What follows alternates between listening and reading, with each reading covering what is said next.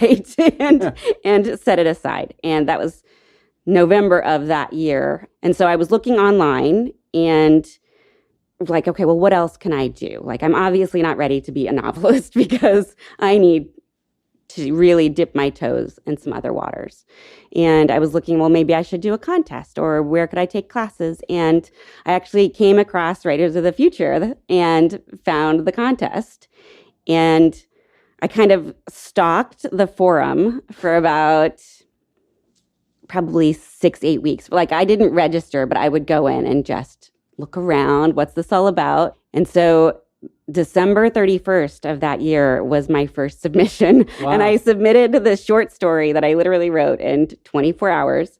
And I did it with the intention of a rejection because I wanted to get the rejection out of the way. Like, I just wanted, like, I knew that I had work to do. And so I did get that rejection. But then, so Writers of the Future was the first place I ever submitted anything, anywhere. Mm-hmm. And then the next quarter, I made a goal. You know, they say in the forum, like, enter every quarter. And I did. That was my goal. That was my writing goal. Mm-hmm. And my plan was to, like, okay, I'm going to keep getting better. And in maybe 5 or 10 years, I will, you know, make the grade in this contest. And then I won in 2.5 years. So I was really shocked. So I went from that rejection to an honorable mention, silver honorable mention, and then just variations. So it was my 7th entry that actually got me here. Yeah. So just because some people always like to hear, like, what was it like when because you got 2 phone calls? I did, yeah. So, oh my gosh, poor Joni. The first phone call telling me I was a finalist, I was floored. And I was initially confused that I thought it was a different story, because I had switched up in my thought process is which one I had submitted for 3rd and 4th quarter. So I thought it was the 4th quarter, but it was the 3rd, which really surprised me because I did not think this story was going to do well in the contest. I expected to get whatever and then pass it on to another market. I already knew where I had it planned out in my head where it was going to go. But then she told me it was a finalist and I was shocked. And then God love her. God love Joni. God love her, because I bet she gets all the reactions in the world. So a week and a half later, I was doing an online, like, writing convention, FireCon. Mm-hmm. And I was sitting in this Zoom class on imposter syndrome. And this is no joke. And I get the call from Joni. And I get up, I'm like, okay, so this is I'm going to be a finalist, and this is great. I'll get this great, critique and edit from Dave Farland, which is fabulous. And then she's like, okay, so I just wanted to tell you that you won 3rd place. And I went, no, I didn't. And she went, yeah, no, I'm serious. You really did. And I'm like, well, what do you mean? I did not believe her whatsoever. I said, but I have another story entered. Like, I was still like, no, this is my 5-year plan. This is not my 2.5-year plan. So she was like, no, Nicole, you won. You can't enter anymore. I need to pull that story out. I'm like, what? And so after that, it ended amicably, and I was very grateful. But I was in such shock. I had to go back, and I sat in front of this Zoom classroom on imposter syndrome, and I literally was speechless the entire time. I had nothing to say. Was just so stunned. And then I wrote Joni an email the following day to apologize for being a nut. Yeah. Oh, that's great. That's one of the better stories there. Poor Joni. Oh, she loves that stuff. She loves being around telling people, and this one here, and this one here. Yeah. But it's good.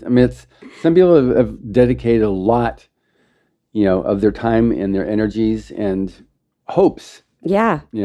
So that's good. I'm glad I asked you that question. And I really planned to be entering for a long time, so it took. You ruined your plan. I know. I was like, well, now what do I do? Like, I don't want to enter a lot of other contests. Like, I like this one. So, well, now hopefully the next question is, so what's it been like being here at the workshop? Oh, it's been great. I mean, overwhelming and, in a lot, but not in an unexpected way. Mm-hmm. Everyone here has been so kind and just polite and helpful. Your family now. I mean, it's really, I mean, that's the way it is. That is how it is. Yeah. And I love I kind of fell in love with the woman who picked me up from the airport with her wonderful purple hat with the feather in it. Pat in the hat. Yes. Pat and I had a great time. A few times, actually. Yeah. Yeah. Everyone here has been wonderful. And then Tim and Jody have been great. Their banter together has been wonderful to observe. So which side did you go for on the attending at conventions and on panels? Oh, I stayed out of that. That was funny. I feel like I need more experience to be able to comment on that. Yes. Yeah. So now on going back to your career, so you've honed in on science fiction and fantasy, and well, this story here you won with is fantasy. Mm-hmm. So, what led you to? Because you said you read or you listened to all these different or watched all these different shows that were mystery, or yeah. And now you're writing science fiction and fantasy. So, how did that? My preferred reading has always been science fiction and fantasy. It may not be, and I feel like when you get into other forms of media, there's a lot out there, but not all of it has a great story. Mm-hmm. So sometimes I will go with something a little like the British detective shows tend to have a long plot and long story arc. And I think I like that in a lot of ways. But I have never written a mystery, and I don't think I'd be very good at it, I have to be honest. I enjoy them, but again, I don't tend to read them as much. But I will watch that. Right. Yeah. But, okay. On your storyline, the mystical Farrago. Now, for those who don't know, because I didn't, Farrago is a more of an archaic or older term for circus. Mm-hmm. So the mystical Farrago.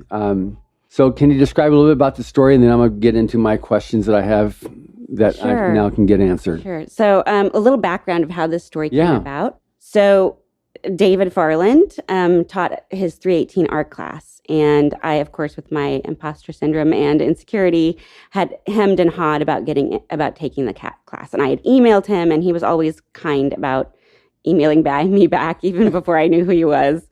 And I missed the deadline. And I missed it maybe by like not even a day. I mean, I just missed the cutoff.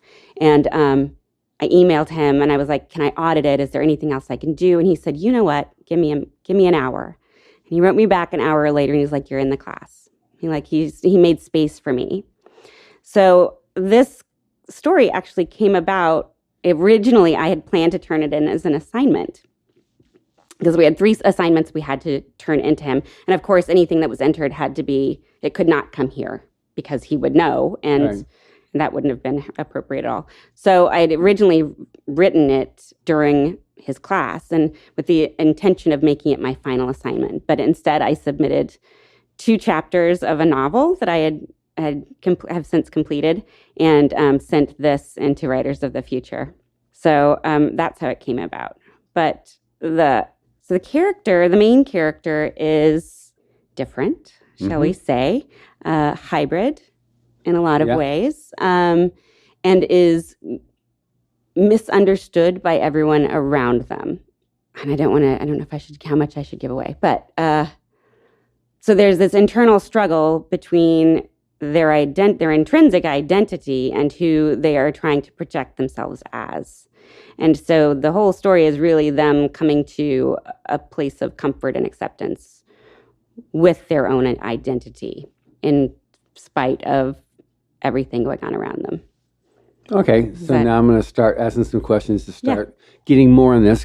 You're definitely you're a heavy character. You've taken great pains to create these individuals, your protagonists and antagonists. Yeah. So you've got the circus ringleader or the owner who's to get go, he's not a nice guy. Yeah. So is any of this stuff on circus or on this type of antagonist, protagonist, is this also tied into anything to your own personal experiences or anything that you've gone through before?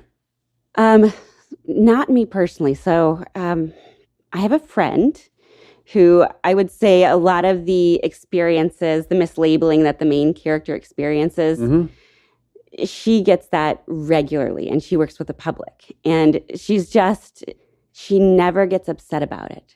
She just brushes it off. Whereas other people, I mean, I get more offended than she does. On her behalf. Right, on her behalf. I'm going to slap you on her behalf. But she just was like, whatever, she's just calm, cool, and collected. So that's she was the main inspiration, and I have not told her this yet. I'm waiting to actually hand her the book so that I can tell her that you were my inspiration, because she's also like a quadruple degree black belt. She's a teacher. She's just this very interesting person, but she doesn't see herself in that way at all.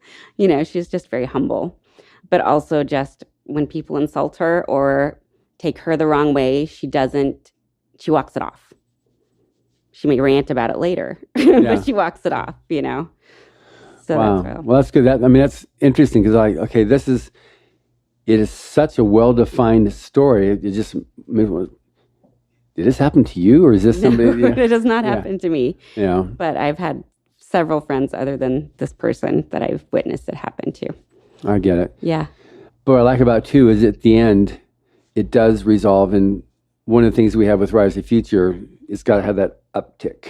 Yeah. It's got to be that uptick, because there's so many downticks out there. I'm not interested in further promoting the downticks of life.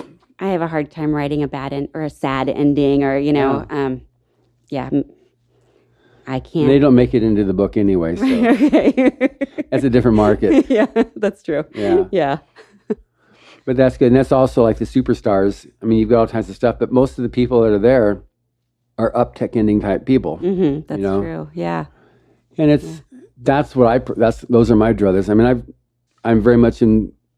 Keep up on the media and what's happening out there, and it can be very it is very depressing. And just when one pandemic is starting to chill now, okay, let's take Ukraine and Russia. Yeah. And if there's a lull in a day or two, here's the next variant of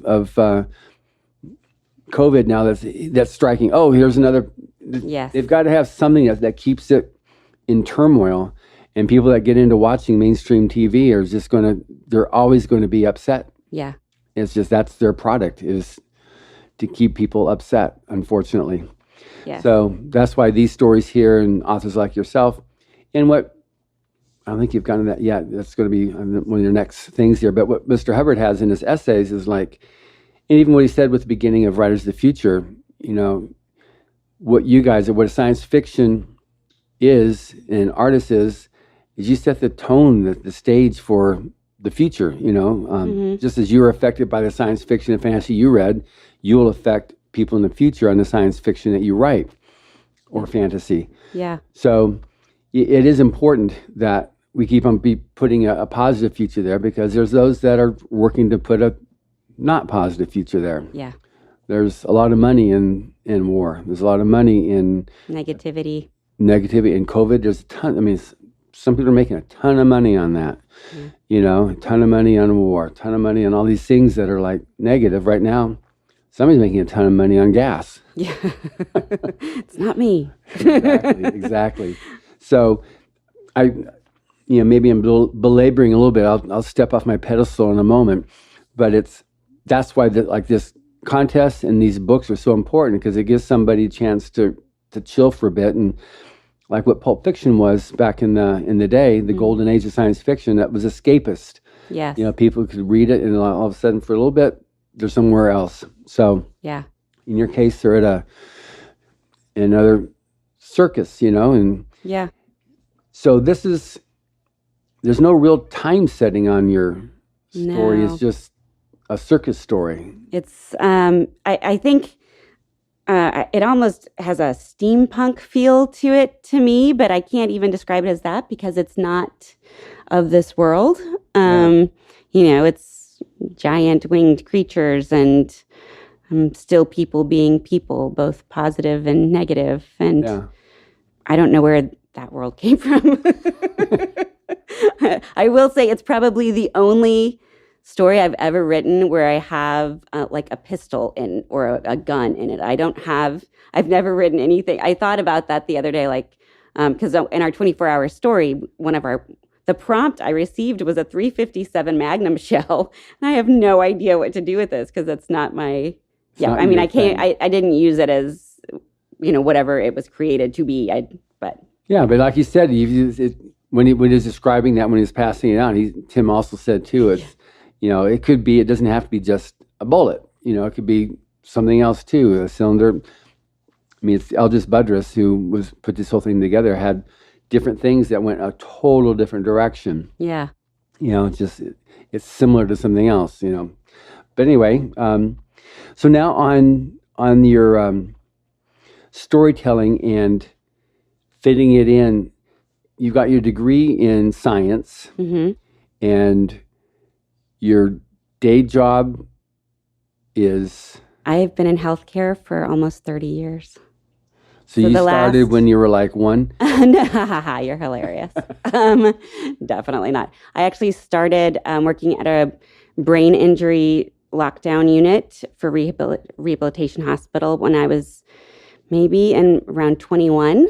And then I went on to get a degree as an occupational therapist. And I've been an OT ever since then. So I've been doing this a long time. And one of the things I've loved about being in healthcare is people. I love hearing other people's stories. And I've been I've been blessed enough to work from pediatrics to Alzheimer's patients to, adults after brain injury, people who had strokes. I've worked with people in psychiatric care. I've been able to do and hear so many stories, and each one of them has such depth and value that, if you sit with someone long enough, everyone has an amazing story to tell. And so that is where most of the people I've met, those experiences is mostly where I draw inspiration from when I'm writing. Which is amazing. Unfortunately, because of the pandemic, that particular drill of the workshop has had to be taken out. Yeah, there's a three stages that were originally worked out by Aldous Budrus in this workshop. One was the little trinket you get. Another one was going out onto the street and meeting a stranger. And one of the things you realize that, like you said, everybody has a story. Yeah. Even, you've got all types of people here on Hollywood Boulevard. I've noticed. Right now, it's better that we're not having people go out there. Some of them are seriously troubled individuals. Yeah. But it used to be a thing where people go out there and just talk to a stranger, and then you go to a library and research and put those things together, and that's how you did your story. Now you have your twin, you get to meet your strangers they're the fellow winners, and then your research is now the Google searches, People used to go out there and just, one of the real things that you realize is that everybody has a story. No matter how forlorn they might look, they've got a story. Yeah. There's something about them that's special. And that's what's really good, because that just adds so much more to being able to tell a real story and not have the cardboard characters, but have like real people. Yeah, because everybody's very complex. Nothing is cut and dried, and it's very easy to jump to an assumption on someone before you know them. Yeah, for sure. Yeah. Which was one thing was really good about that drill that we used to have. But even when within all the winners there, you start seeing everybody around and like, somebody's really shy, but then you start talking to them, you find out that, wow, they're we've had medical doctors here, surgeons that, emergency care units, type thing.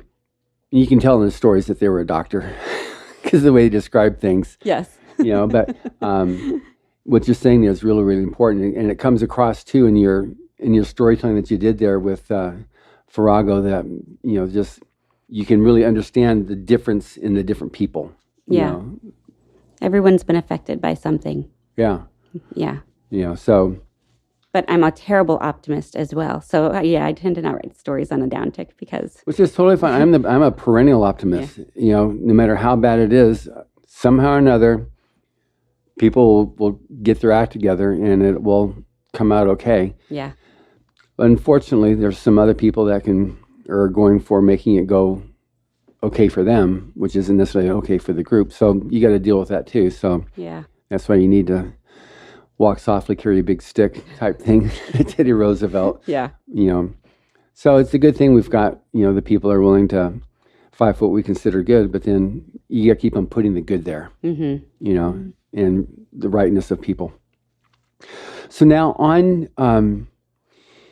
the workshop, did you do, because we've got several things within the Writers of the Future. There's the online writing workshop, which I was going to... Yes. Did you take that course? I did, yeah. So I'd gotten my rejection and my honorable mention. And then I was getting ready to submit for the next quarter, and then the online workshop released. So I actually did that first, and that next story was a silver honorable mention. And that story ended up being my first sale. Really? My first professional sale, yeah. To Deep Magic in their final issue. Oh, that's awesome. Yeah, it was... what was that story? The War Within. So that was inspired by... this was when I was working with people with Alzheimer's, and I had this gentleman who would come and visit his wife every day. He could no longer care for her, but he would come every morning and he would feed her breakfast, and he would stay all day long. And a lot of times he would take her out for ice cream, but he made sure that he was there for every single meal. And you could just feel like they were just touching, they were the loveliest people. And she didn't really remember him. The Notebook. Yeah, she didn't remember him, but he didn't mind. But then one day, she was having a particularly bad day, and he said, I wish I could trade places with her, because I feel like she would be able to do this so much better than I ever could. He didn't give himself the credit that he was amazing, he couldn't see it. So that's kind of what that story is, where that ends up happening. Do you specialize in cry stories? No.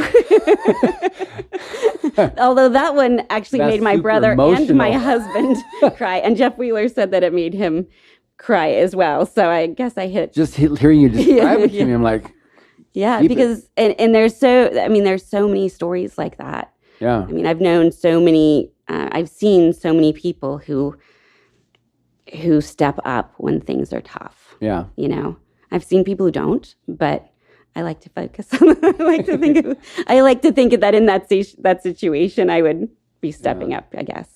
So now, that story, can somebody still get it? Yeah, it's through Deep Magic on Amazon. Mm-hmm. Okay, good. So, in which issue? It's their final issue. So I squeaked in under the wire. Again, that story had been rejected a few other places. And each time I would get it back and improve it and, try and hone it a little bit more. And, that was my first sale. Wow. That's great. So that was after Writers of the Future sale, or was it just before? Or? This was last year. So my first professional sale was a year ago in May. Yeah. And that story was released in June of last year. Right.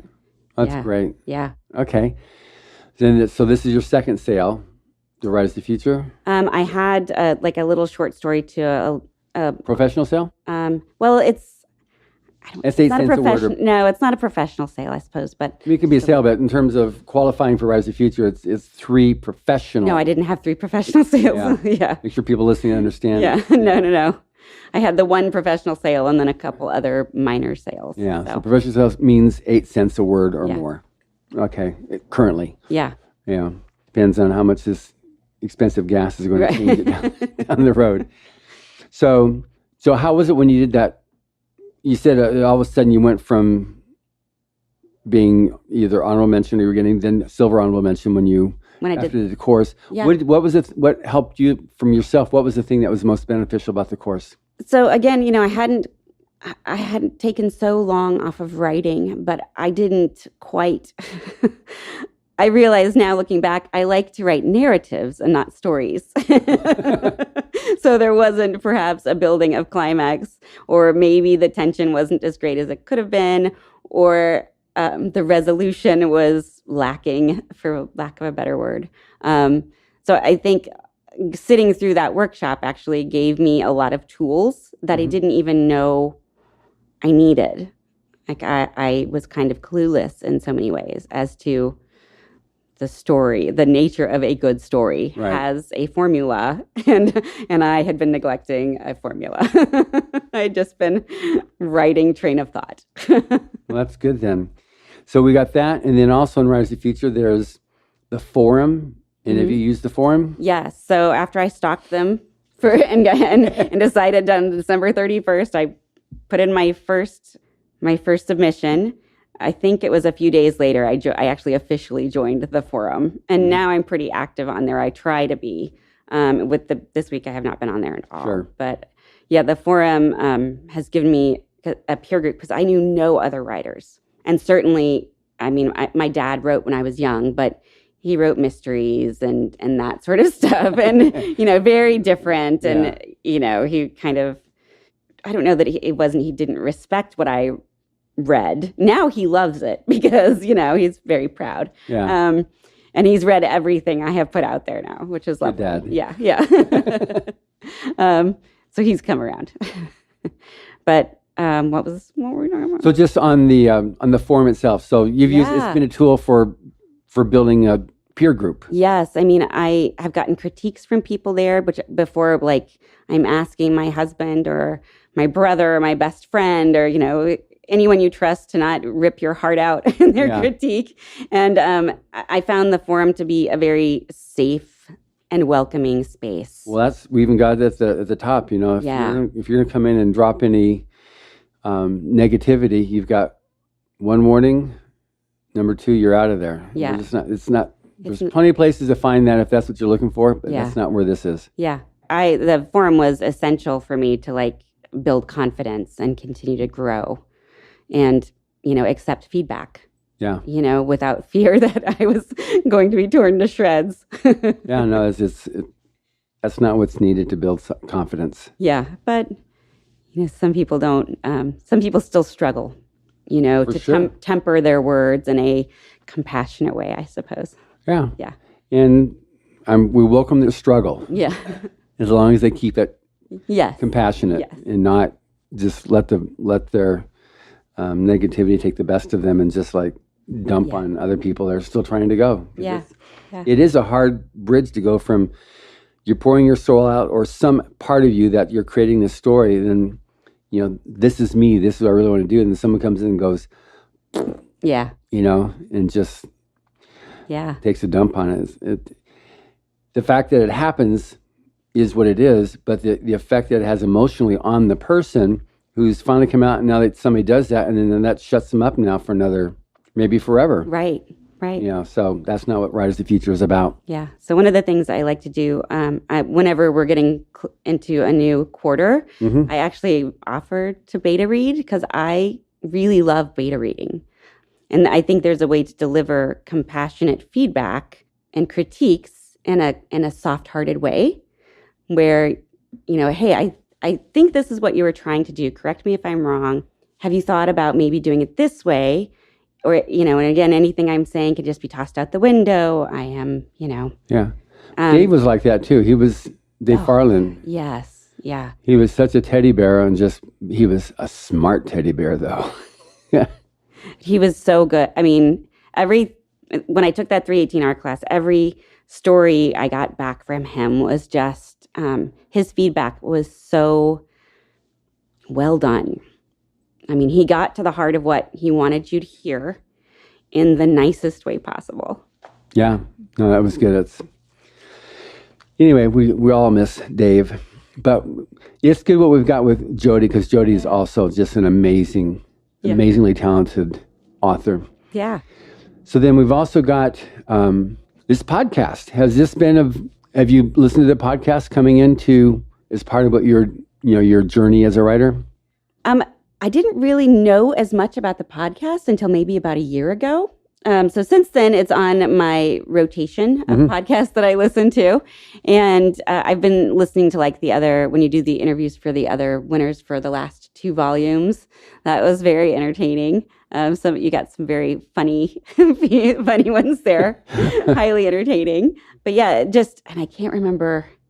There have been several that I've gotten little pearls of wisdom from. Yeah. And this week and next week, I've got an artist. I did it a couple of years ago, Craig Elliott, who's an illustrator judge. He's mostly does a lot of creative for Disney and for Netflix. Oh, yeah. He was the head of the department of creativity for Netflix, and now he's back at Disney. But a lot of the animation movies you see are Craig his. Yeah, it's him. And then I'll have Scott Card going up this week. Oh, cool. One that I did about 1.5 years ago, 2 years ago with him that hasn't gone out on United Public Radio. Yeah. So that'll be a good one too, because his favorite Owen Hubbard essay is Magic Out of a Hat. Mm-hmm. So he did a whole hour-long discussion about that, what he got out of it, and why it's why he thinks is the best essay there. So that'll be up this week. Very cool. And then I've got, by the time I'm done with this, I'll have the next half year's worth of podcasts recorded. But it's definitely gotten, the intention is like when I had Julie Anderley going into contracts, and rights and what can't. That was a great one. Yeah. Yeah. Again, as a writer, new to this, I have no idea. Mm-hmm. So it's fascinating to hear the legalese. Yeah, getting that stuff there. And then the one on royalties that just went up a couple weeks ago, talking about this program, which for a brand new writer, it's free until you're making, I think it's $2,000 a month in royalties. It's a whole free, but it helps you track all your royalties so you're not missing out on stuff. Yeah. And there's just, I'm trying to do stuff to get a whole big, array of things that will help writers and artists to make it, to make it into a successful career. So it's good, Steve. Listen to that. And then we have the blog, which we have different, mostly that a lot of people just really like it for getting, here's all the winners and finalists and honorable mentions and that type of thing that we do every quarter. And then obviously entering the contest. So that's just something with the Rise of the Future. The whole purpose of that is to be able to help the aspiring writer and or artist, to get that launch. So on the online course and also on this workshop, has there been like a favorite part for you so far? I enjoyed a lot of things about the online course just because, again, it gave me a foundation of knowledge that I was lacking, and exercises to do that I had never done before, which really helped, I think, elevate my writing and help me kind of find my own style, which is still evolving, of course. For sure. The workshop has been amazing. Writing that story in 24 hours, I got to tell you, man, that was a little harsh, but I got it done. And I actually got it done early, but I lost some sleep last night, let's just say. And plus, I'm still kind of on East Coast time, so I woke up at 2:00 in the morning and finished it. Wow. Yeah. And then going to bed at 10. Yeah, I went to bed at 10 and woke up at 2, finished writing it, went back to sleep for a couple hours. And then that was it. So and you text me saying, "Okay, I'm done." Yeah. Well, there's that coffee place next door, and that's very helpful. Yeah. So then on, because now you're going to have several other judges starting to speak over the next couple of days, and that will give you more, different aspects of what you have to different, like Larry Niven goes into hard sci-fi, and you've got Kevin and Rebecca, the business of writing. They've really got a really nice thing on that. Rob Sawyer. Yeah. We haven't had him for a couple of years, so he'll be here. And he's like the dean of science fiction in Canada. He's just such a nice person. So you've written a novel already? I've actually written 2. One of them I'm still revising, even though it's my favorite story that I've written so far. It's like a historical fantasy. I have a strange passion for someone who grew up, in the the Midwest, and south and kind of all over the United States. When I was very young, I fell in love with martial arts films on Sunday afternoons on like this. We'd come home from church and I would just sit down, and that was the rest of my day, and nobody could take me away. So I have this passion for like martial arts films, and especially like Chinese mythology and Chinese history, which is funny because I never got any of it. I got nothing. I mean, I didn't know anything. But this whole book revolves around it's a historical fantasy that time travels, but it involves Chinese gods and mythological figures and creatures, and really took me down a lot of different rabbit holes to create. And I need to revise it one more time, and then I will start I've had a few agent interests, but I think if I just do another push, I'll be good to go. Yeah. So are you yourself have a belt in any type of martial arts? Wouldn't that be nice?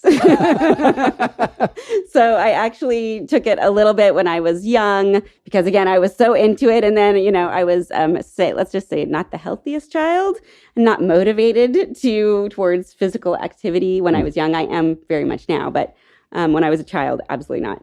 So I think I got to like a yellow belt and was like, oh, that's it. That's it. Okay. My son is a black belt. So, when he started going, I actually took with him for a while because I wanted him to be invested in. And then when we got into the sparring, and I realized I didn't want to take a hit.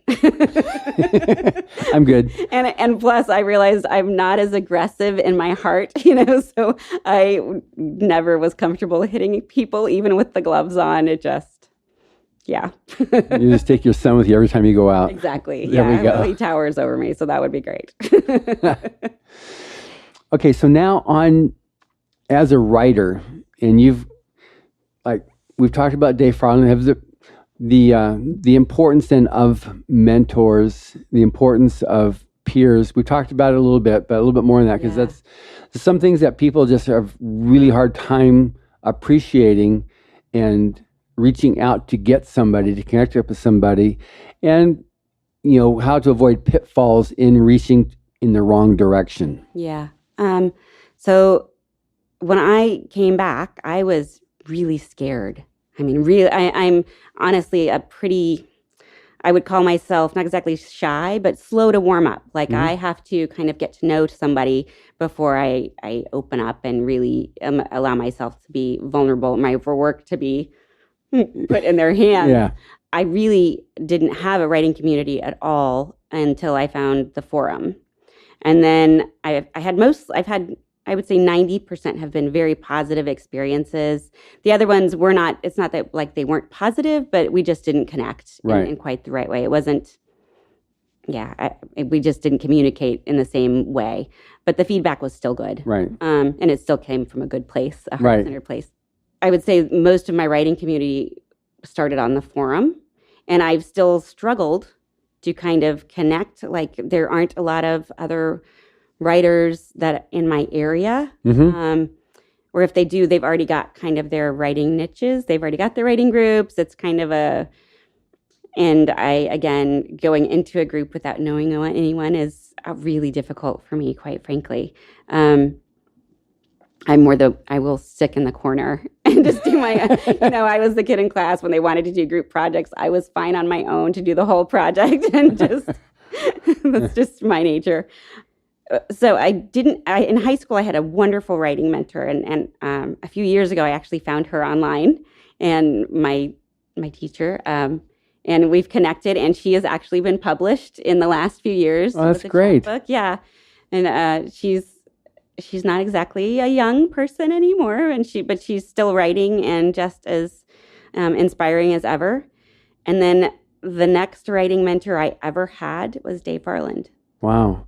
And so, I was really looking forward to meeting him, because we'd had, again, going back, one of the things that I did as a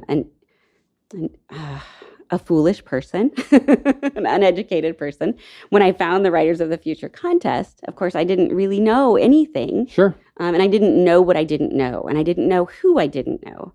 So I'm like, oh, who's this Dave Farland guy? So I emailed him.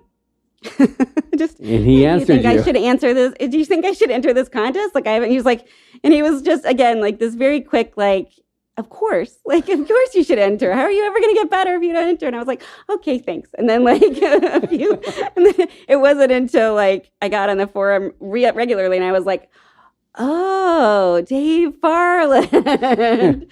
I get it now. Yeah. So just that, again, we didn't have regular interaction, but the interaction we did have was just so formative in how I approach new writers, for one thing. Yeah. Because I feel like there's an obligation, if you have been treated well and guided, you have an obligation to help others. Exactly. Because they're not your competition. They're your assets. And that's one thing that definitely by the end of this week, you're going to have it. You probably already have it by now, or hopefully have it by now. In a lot of other workshops, is you've got that side of the table, this side of the table, and the table gets removed on this one. So they're working with you, but they're working with you as a fellow professional now. Mm-hmm. So, I mean, because I had a discussion with Tim and Jody just before they started, because this is Jody's first year. Yeah. And Tim said, well, the difference between this one and Clarion and these other workshops is that Clarion, they're still working to get where Rise of the Future is. So at this point, we consider you're all professionals now. Now we're working on how to even finally hone your craft and give you more tips to make it as a professional author, not just become a writer. Yeah. And so that's a bit of a different thing. Like, how do you, even the thing that with Tim and Jody on going to conventions, and being on panels, this is all stuff that's predicated on you being able to be on a panel. Right. So that's what, now you qualify. You had your other sale with Dark Magic, and now you've got this one here. So now you're in that category of writer. You're a pro, and you need to keep with it or not. But you have that now to hang on your lapel with your epaulets there. Yeah. I'm a pro. Back off. No. I just need a T-shirt that says that. Yeah, well, just by, that's why people wearing their Rise to Future T-shirts, or the pins and things that people get. Like, wow, it does have a lot of cachet, for sure. So on yourself, what was the advice that best helped you to get to where you are now? Persevere. Don't give up on a story just because it gets difficult.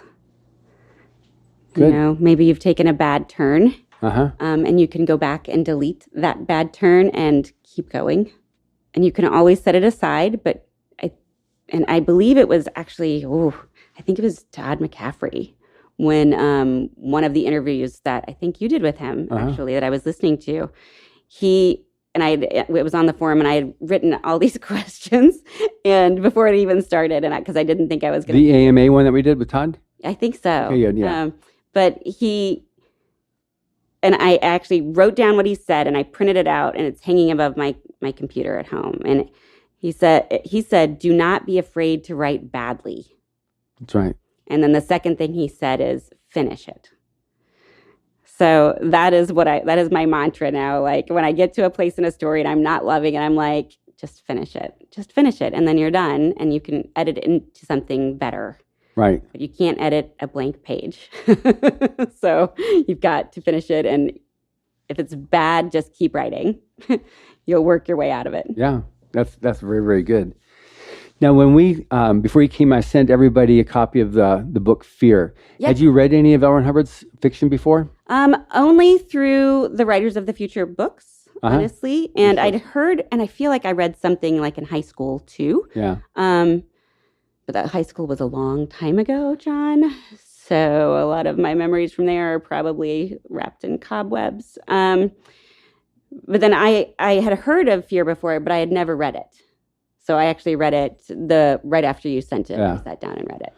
So I sent to everybody because I want people to get, invariably people will come back and just really appreciate, L. Ron Hubbard as an amazing philanthropist for creating this contest and continuing to endow it now nearly 4 decades long. Wow.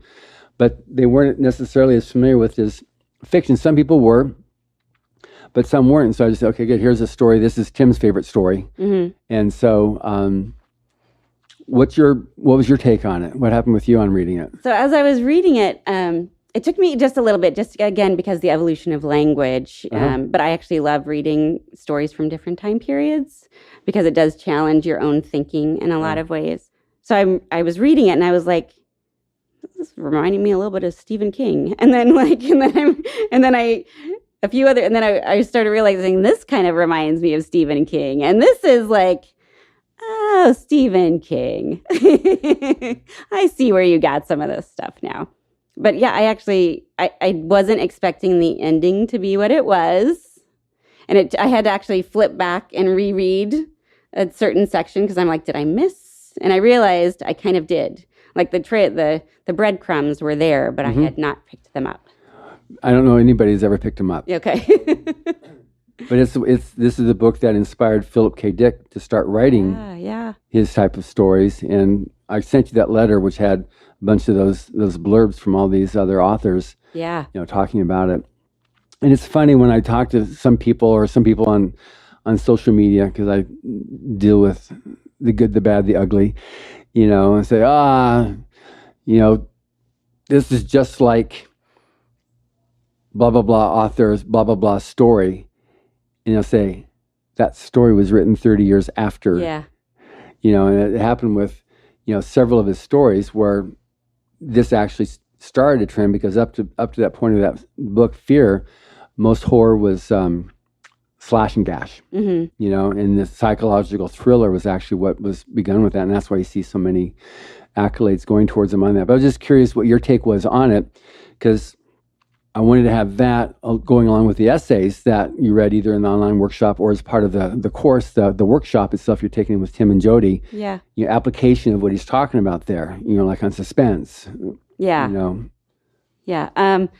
I feel like all the tools that are listed there have been very helpful. I think that particular, like building suspense and tone, or the rising tension is definitely something that I still have to work on. So the essays are still very good for me. I mean, the work doesn't stop, right? You just have to keep going. Working it. Keep working it for sure. Yeah.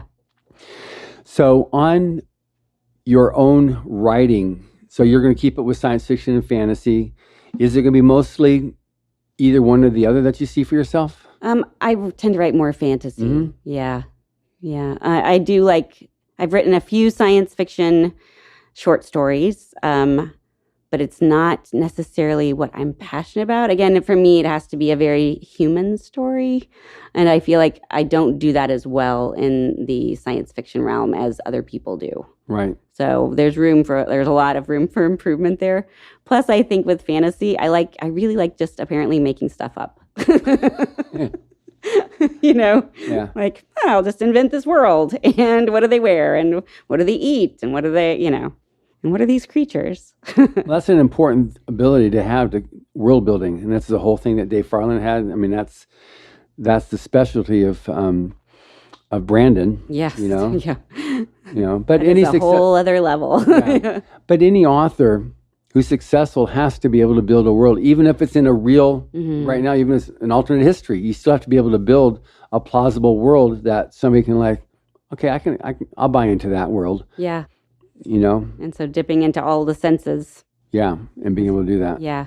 So you're definitely a student of Dave Farland. Thank you. Okay, good.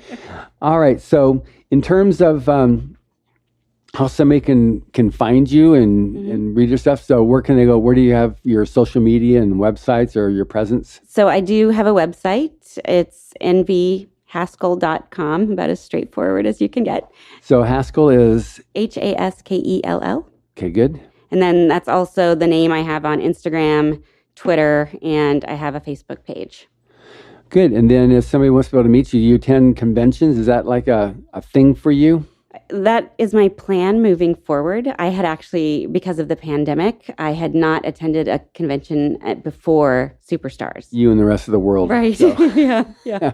So what Superstars was amazing, but it was like somebody said it was like drinking from a fire hose, and it really was. Like it was a lot, but it was amazing. Yeah. And I was really glad that I went to that, and I got to meet you and Joni and a lot of the other people who are here today. So it helped me kind of ease in. Yeah, no, that's great. But so you live in Kentucky, you said? Northern Kentucky, kind of a suburb of Cincinnati. So will you be going like to Dragon Con?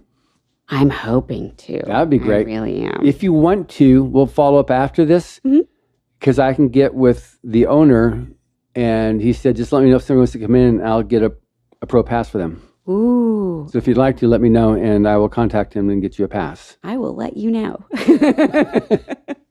Yeah, that would be amazing. Yeah. So you'll have to get your own hotel and transportation there, but we'll get you the badge to get in there for the whole show. I mean, that'd be amazing. I would not turn that down, John, so thank you. You bet.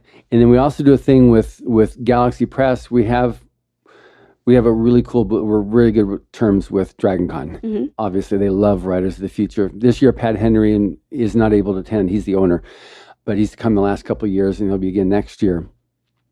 But he always makes sure we give really good presentation because we set up half our booth with a table that we invite Writers of the Future and Illustrators of the Future winners to come and not only sell their edition that they're in, but if you have any of the books that you've got, you can bring that and sell that, and you keep all the money. We don't take a percentage. It gives you a place to set up and sell. Okay. We'll set up a book signing for you and promote that and stuff. That's really cool. Yeah. So any other past winners listening, this applies to you as well. But first in line is Nicole.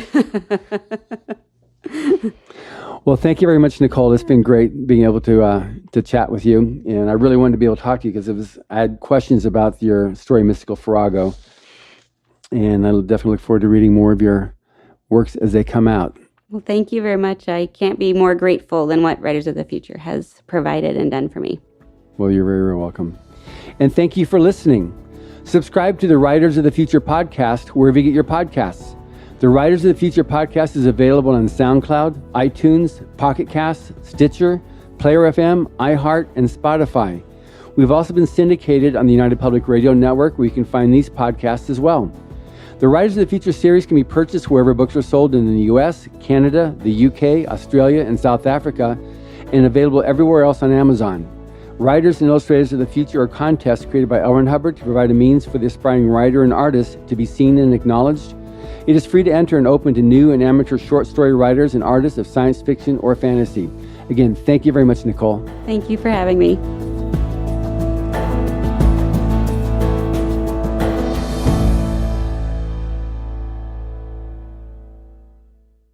Yeah.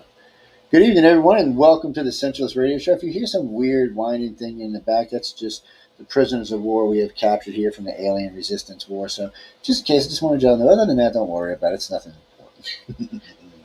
It's refugees Mike were sending me from New York. He said he's had enough of this bullshit. He's sending them to the south. No, that's right. I pack them up and I send them south, man.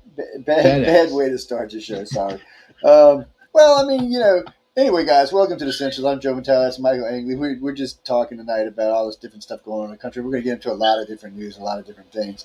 But there's Owen. Well, I thought you had a dragon there. That sounded like a baby dragon since you went to Dragon Con. Dragon Con 22. I was there. Look at that, people. You bring home a dragon egg, and that's what happened? Yeah, apparently the bitch hatched in my bedroom. Little dragon. Live on the air, dragon hatches in Joe's house. So don't worry about it. Well, maybe, you know what? Maybe that new TV series can use it as a stand-in. What is that? Dragon something. What is the name of it? Something from Dragon Balls. Dragon Balls. That's the name of it, but still. It's, hey, Derek, how you doing, Chad? How you doing, man?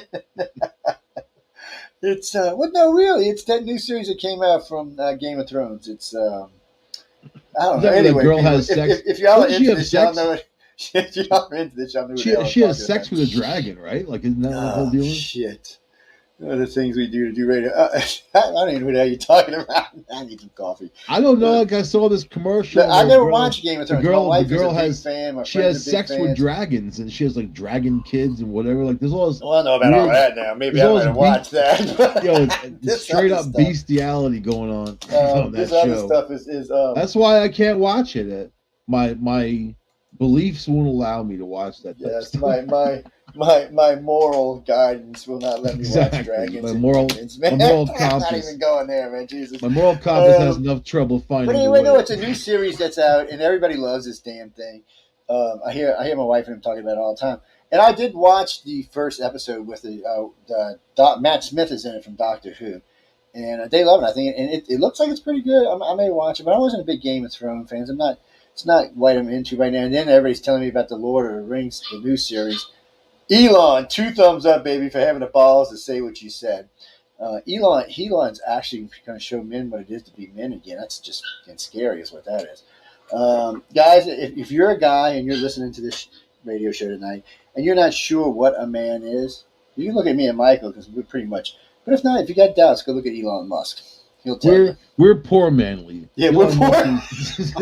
Is rich man. We're poor. Yes, we're poor people. But Leonardo DiCaprio, you got to give him credit because he's also a rich manly. Yeah.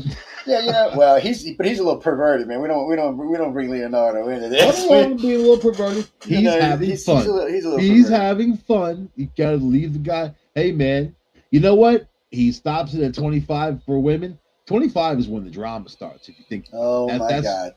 That's what anybody that's listening to this show tonight, you got to right to Michael, downhill like a toboggan race. So right to the bottom. And he's never lost his money to a female. I think Jay's working. There was something in an instant message, and I think Jay's working in that. I'm not sure because I didn't catch Jeff's show tonight. I've been running late all day, and Mike put the show up tonight, so I didn't get a chance to look. But if y'all know he's around, just hit him up. Usually, though, if he's around, he hits me up to let me know he's available for the show. So he'll probably be with us next week. But Chad, where you at, man? Where you been hiding out at? I'm all over the place. I'm gonna be in Utah in just 2 weeks. I was in Atlanta, last week. I'm in New Orleans right now. I'll be in New York later. I'll be in Buffalo later sometime this year. I'll even be in Canada sometime probably early part of next year. And then I got a couple speaking gigs, and we're getting ready to put some conferences down here as well. So we're always looking for volunteers. We're always looking for speakers. The first one or two we want to do is to kind of do pro bono to get it off the ground and get people going there. But anyway, enough about all of that. Let's get back to Michael sending his damn refugees back to the South. So first off, too many up here in New York. This shit cracks me up yesterday. I'm listening to some radio show, I don't even know who this is. I think it's NPR. Okay, so I'm listening. I'm driving along, and here comes the DC mayor. Oh my God, it's an epidemic. It's a pandemic. Y'all just don't know. We're being slaughtered. We got to call a national emergency. And then you hear Jean Pierre later on in the day going, oh no, there's not going to be no National Guard coming to DC. I was like, and then here comes the New York mayor. So he's going up now. You heard Littlefoot. Littlefoot's just an idiot. So, and a racist. I know someone else is suing her again because she only gives media access to black media, and come to find out, Kamala does the same thing, by the way. So these are people in power positions in our country that are being completely racist. If a white person was to say, "Oh, I'm only going to give interviews to white people," what the hell do you think would happen? We'd be hearing about it for the next 5 years. The tide is turning. It's turning, but it's turning kind of slow. You got to look at the Oberlin University, right? There was this family store. These 3 black kids from the college students went in there, tried to buy alcohol with a fake ID. They stole alcohol. They got busted. The shopkeeper's son confronted them outside. They beat him up. So they claimed racism. They claimed racism against the store. They have a history of racism. The college went against these people. They picketed them. They had a rally outside. So this family won $36 million.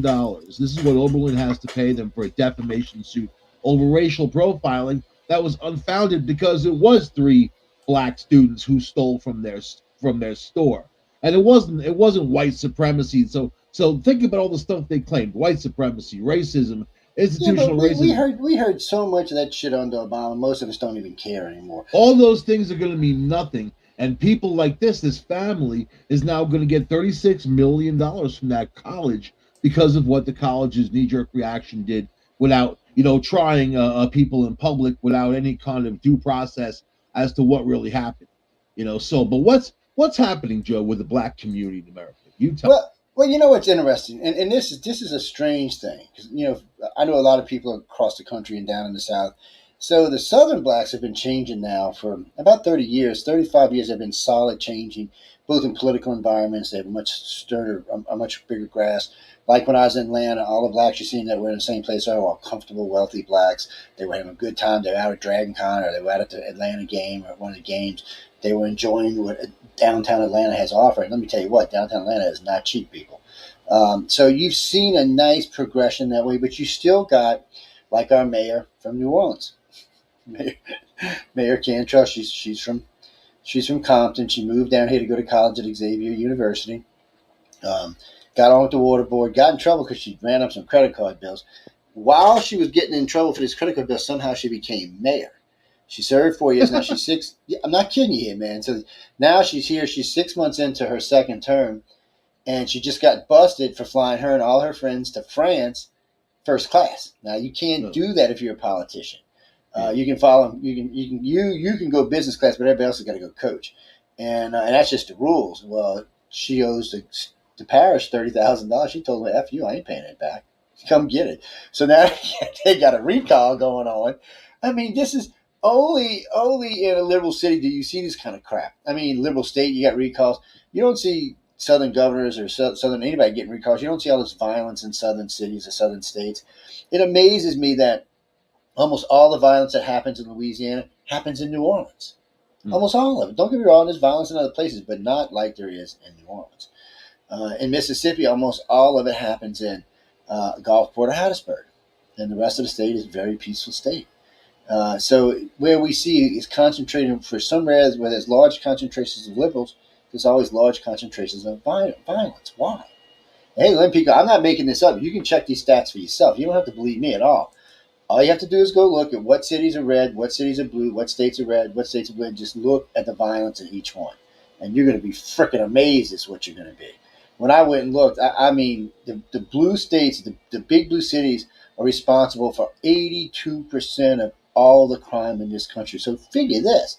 If you eliminated just 5 of the big blue cities, there would be virtually no crime in the United States. None. And that's not as many people as you think. It's only about 24 million people you'd be eliminated.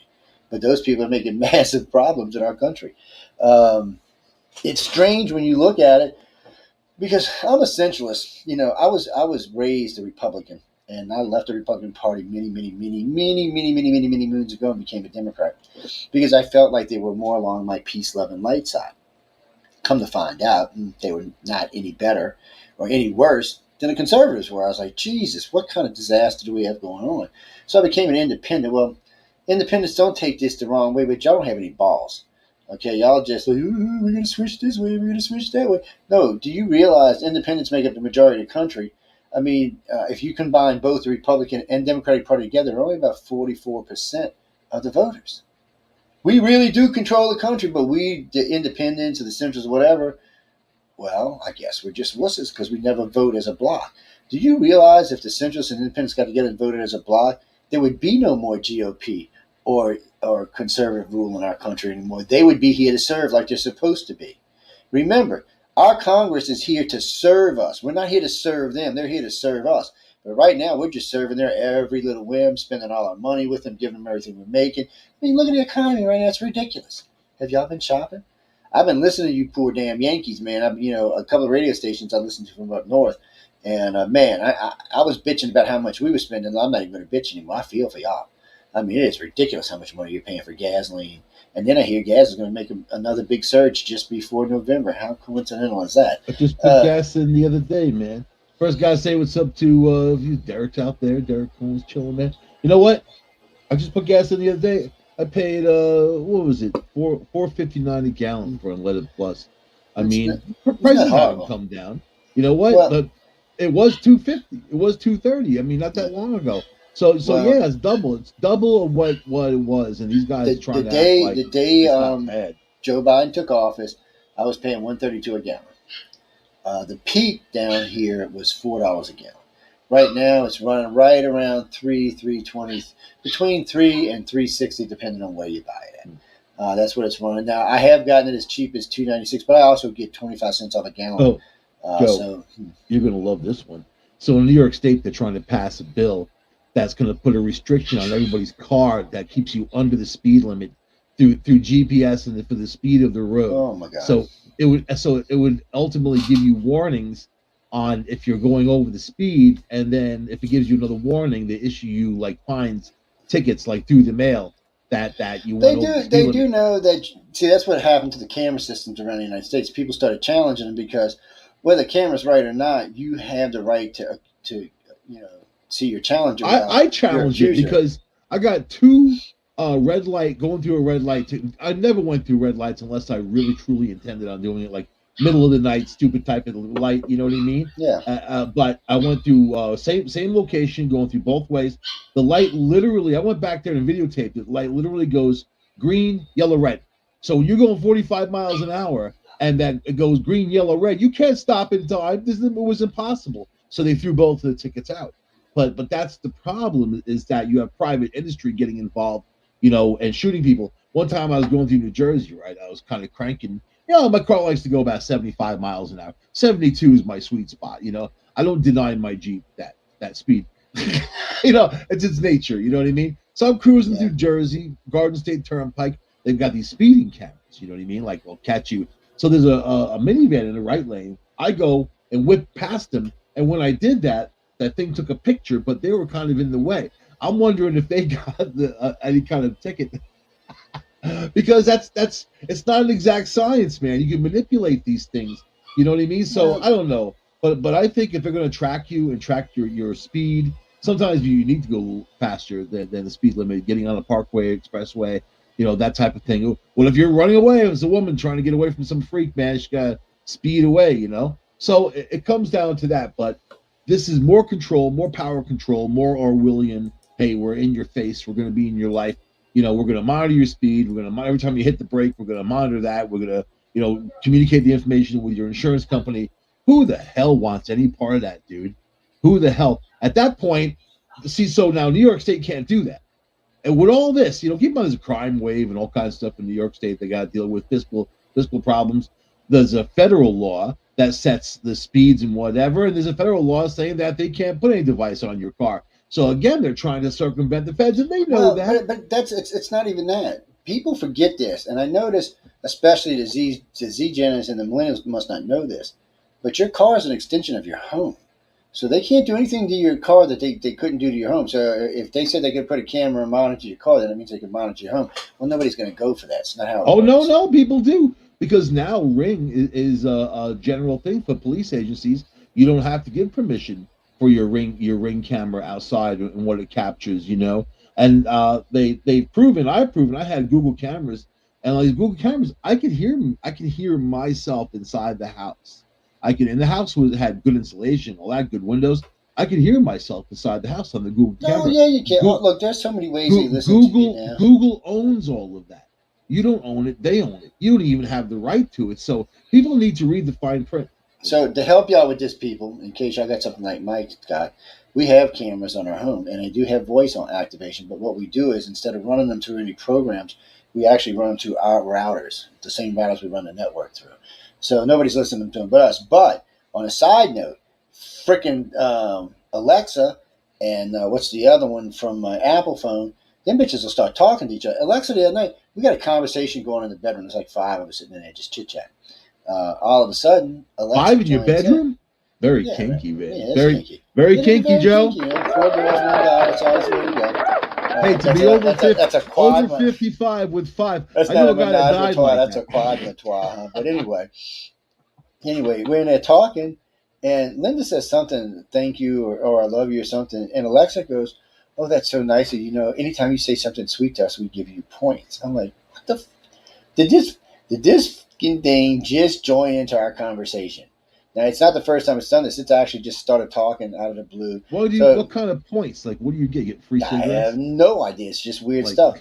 And there's a couple times I've been online on the radio, like on UFO Undercover, sitting on the other chair over there, and I have Siri open, and Alexa and Siri start talking to each other. I'm like, really? I'm like, but they tell you, they actually warn you when you buy this shit that they listen all the time. What if you did a threesome with Alexa and Siri, and you're kind of in the middle? You're like, hey, baby, I'm going to slap some ass. Come on, Alexa and Siri. I'd be Cortana, baby. And then how many points do they give you for that? A lot, especially if you're stripping while you're doing it. But anyway, getting pole. So, sorry, Carol. Carol's writing in from Houston, Texas, and she's saying that Governor Abbott is constantly on the television saying we're shipping them here, we're shipping them there. And she said no one in Houston believed him until we started seeing the national news. And she said it's a big joke down here. We're laughing our asses off. It said they finally understand what we're going through. Well, Carol, glad to see him shipping you. I hear he's sending more to Chicago. Well, let's finish the sentence. Let's finish the sentence for these mayors ranting that they can't handle this. They claim thousands and thousands have been sent. Abbott and then that other one from Arizona has actually not sent that many in comparison to what Biden has sent. So I mean, it was the Democrats who shipped these people off in planes. They did it. I mean, they've been doing it for quite some time. Up to Westchester, put them on buses. They sent them into New York and down to D.C. and parts of New Jersey. So they are the ones who are doing it. But now if the Republican governors do it, then it's a problem. It's a problem. But Joe Biden has not gone to the border to check anything out. There are a lot of people. Well, no, you've seen. Okay, I'm glad you said that because Ted Cruz the other day, I think it was the day before yesterday, he come on loosed on Gene. What's her name? Grandpa Munster. You got to call him Grandpa Munster. But he come on loose on what's her name, Jean Pierre, the girl who's the spokesperson. The Cupid doll. I call her my cute little Cupid doll. Okay, my lying Cupid doll. We'll leave it at that. The cute lesbian. It's a horrible lie. Anyway, she keeps telling everybody, and this was so funny the other day. She's telling everybody they're playing clips of it, right? She's telling everybody, no, the border's secure. What are you talking about? And she's looking at the guy from CNN, going, no, the border's secure, and he's looking at her going, look, I'm on your side and I can't buy this bullshit. He's like, come on. And and every time, so Ted challenged her to come down there. He said, put up or shut up. That stuff kind of kicks back. And then your favorite girlfriend's in trouble. AOC, I hear, maybe having an investigation on her for, not properly dealing with her money. There's something I like about dirty girls. I don't know what it is, man. You know what I mean? Like a little dirty, a little shiesty. It turns me on. There's something like, I don't know. My God, AOC, if you're looking for the Brooklyn inside, you know what? That's what you should. You know what? There you go. You should apply as her bodyguard, man. You should apply as AOC's bodyguard. Yes, everybody write to AOC. Write Michael reference to AOC. I'm like, woohoo! Hopefully, we won't see his ass in jail in a couple of weeks. But anyway, getting then to some of the real news for a change. We're not kidding you when we're talking about all these people being shipped around the country. It is really true. I think it's funny as hell. The ones that are going to New York are leaving because they say New York's too unsafe. Yeah, it's too dangerous. The ones who traversed all this unsafe territory says New York's too dangerous. I know. Wait, they're saying the same thing about Chicago. So I don't know what's going to happen with all this. I know. And Lori Lightfoot. If you ever want to see a racist pig, a true racist pig, just turn on television in Chicago and watch Lori Lightfoot. She is the biggest racist pig I've ever seen. Yeah, she gets away with all this terrible racism. And so when they claim racism, the word doesn't mean anything because you have people like that and it's tolerated. It's one thing if the left said, we're not going to tolerate any kind of racism, nothing, which is what it's supposed to be. She just is truly a racist pig. I've heard it time and time again. And she just really doesn't care about her citizens. When you look at Chicago before she came there, and now it's kind of like the same thing with New Orleans. I'm beginning to wonder if her and Katoya are friends or something, man, because look, both of them took over at the same time. Both their cities went straight down the shithole. Right. So, for everybody in New Orleans and Chicago, I feel y'all are sister cities anyway. Y'all share a lot of things in common, except New Orleans is way the hell smaller. I don't think minorities get a fair shake when it comes to what minorities? But what the? Well, wait, I think when certain minorities represent minorities, they don't do the right thing. I think Lori Lightfoot does nothing for people. That all the shootings, all the crimes, toughest gun laws. She's ineffectual as a leader. I was listening to the ADA or whatever it was the other night, and they were talking about we have to redefine what a minority is in our country now because things are changing. and we're really going to have to redefine it, because they were talking about, we say this many white, this many Hispanic, this many black. Well, a lot of Hispanics actually identify as white. But the problem is no one in this country is really white. Like, most people in this country are not really black. I mean, when you get right down to it, you'd be hard put if you started DNA testing white people across this country. You're gonna find a lot of them. A lot of them are mixed blood. And if you start testing blacks in this country, you're gonna find a lot of them are mixed blood. And so those are truly not. I hear it's like one of my African friends the other day told me. She goes, "I'm listening to this girl on TV. She said, I'm African American." She said, "I had to call in." And she said, "You're not African. You're just an American." She said, "You've never lived in Africa. You don't understand what Africa is. I can tell by your big ass mouth you don't know what you're talking about." She said, "I'm from Africa." She said, and I love this chick. She said, "You see, my skin color is black and yours is cream brown." She said, "You are not African." Ooh, this chick went off. I mean, and it was just one of those things. I mean, most Africans do not consider black Americans to be black Africans. They just don't. They've been here too long. They're not really considered to be African. And Africans just don't consider them having that bad a shake after coming from Africa. It's a damnedest thing, because I don't like. So, like, a couple of months ago, well, actually it was about 10 months ago, I was at a party with some friends. And I brought a good friend of mine in from from Kenya. And we were at the party, and two guys that worked within one of our radio show hosts showed up, and we're all talking. And they started getting into, who's who and who's from where. And Elon Musk came up as being the richest African American. Of course, that just pisses everybody off, but he is an African American. He was born in Africa, and he's an American citizen. So he is African American, and he is the richest African American there is. So they were debating on the merits of how is he an African American. And then the boy goes, "Well, none of y'all are actually African American." He said, "Elon was born here, so I have to give him credit for that." He said, "I was born there. I have to give myself credit." He said, "But y'all weren't born there." He said, "How far you got to go back to find out somebody who was born in Africa?" He said, he said, "You ever notice Americans?" He said, "Americans from all the other different things don't call themselves Italian Americans or French Americans. They just call themselves Americans." He said, "Only the Africans tend to stand out like that when you truly aren't African Americans. Typically speaking, in proper English, if you come from Italy and you become an American, you're technically speaking you're an Italian American. That's how that goes. Technically, you're an American of Italian descent. Well, Italian descent kind of just means your lineage, but to say African American for people who were born here is not correct. They're Americans. They're Americans. Hey, they fought in the Revolutionary War. They fought in every goddamn war we had, World War I, World War II, and they're Americans. That's the whole point, though. And you got to wonder why someone would want to hold on. You don't hear, like, people say, "Oh, Hispanic Americans." You don't hear Hispanics going around saying, "I'm Hispanic American." They just say, "I'm American." Matter of fact, they're happy to be Americans. In the early 1900s, there was a Democratic plan to dismantle the black people in the United States of America, their families, their communities, and everything. And they're the ones with the KKK. They're the ones with the Jim Crow laws. It was Democrats all along. They want to be in control all along. So what happened? I mean, and look what happened over the years. Look at ghettos and look at all the problems. Nobody ever solves those problems. And for the leaders of the black community to say the problems in the black community are police, that's like the most craziest, ludicrous thing you could ever say. You know what I mean? I've been in those neighborhoods. I have friends in those neighborhoods. I know my friend Art lives in Far Rockaway still, and I said, "How is it out there? How's the block?" This is going back a long time ago, where crack just started and all that, and you should have seen the stuff that was going on, the drug sales and the shootings and blah. And he says worse out there now. He says worse. The streets are worse. They're more dangerous. You know why? Because these criminals have been empowered to commit crimes. They've been told it's not their fault. And now this is what we have. Yeah, but all of that's changing now. And what I like, and I agree with what you said, Chad. I mean, most Americans now aren't judging people by color anymore or by sex. They're just judging you if you're an asshole or not. And I've always been that way. Nobody wants to get killed. Nobody wants to see that dude on that shooting spree in Memphis. Let me tell you, man, he was locked up. He was already locked up and they let him out early. This guy was a danger to the public, the one who kidnapped that jogger. He was locked up for attempted murder. That's happened in a couple of states now.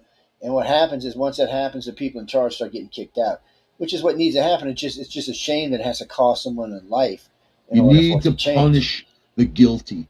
Put the blame where it is. It's not about color. It's about action. It's about what these people are doing, what kind of criminal activity they're involved in, and then you lock them up accordingly. That's really what it is. But I'll tell you, I predicted this. It's just not going that way. On my show a long time ago, I predicted this, that these local governments are not going to have the money to prosecute. And I know I have friends who are district attorneys upstate New York.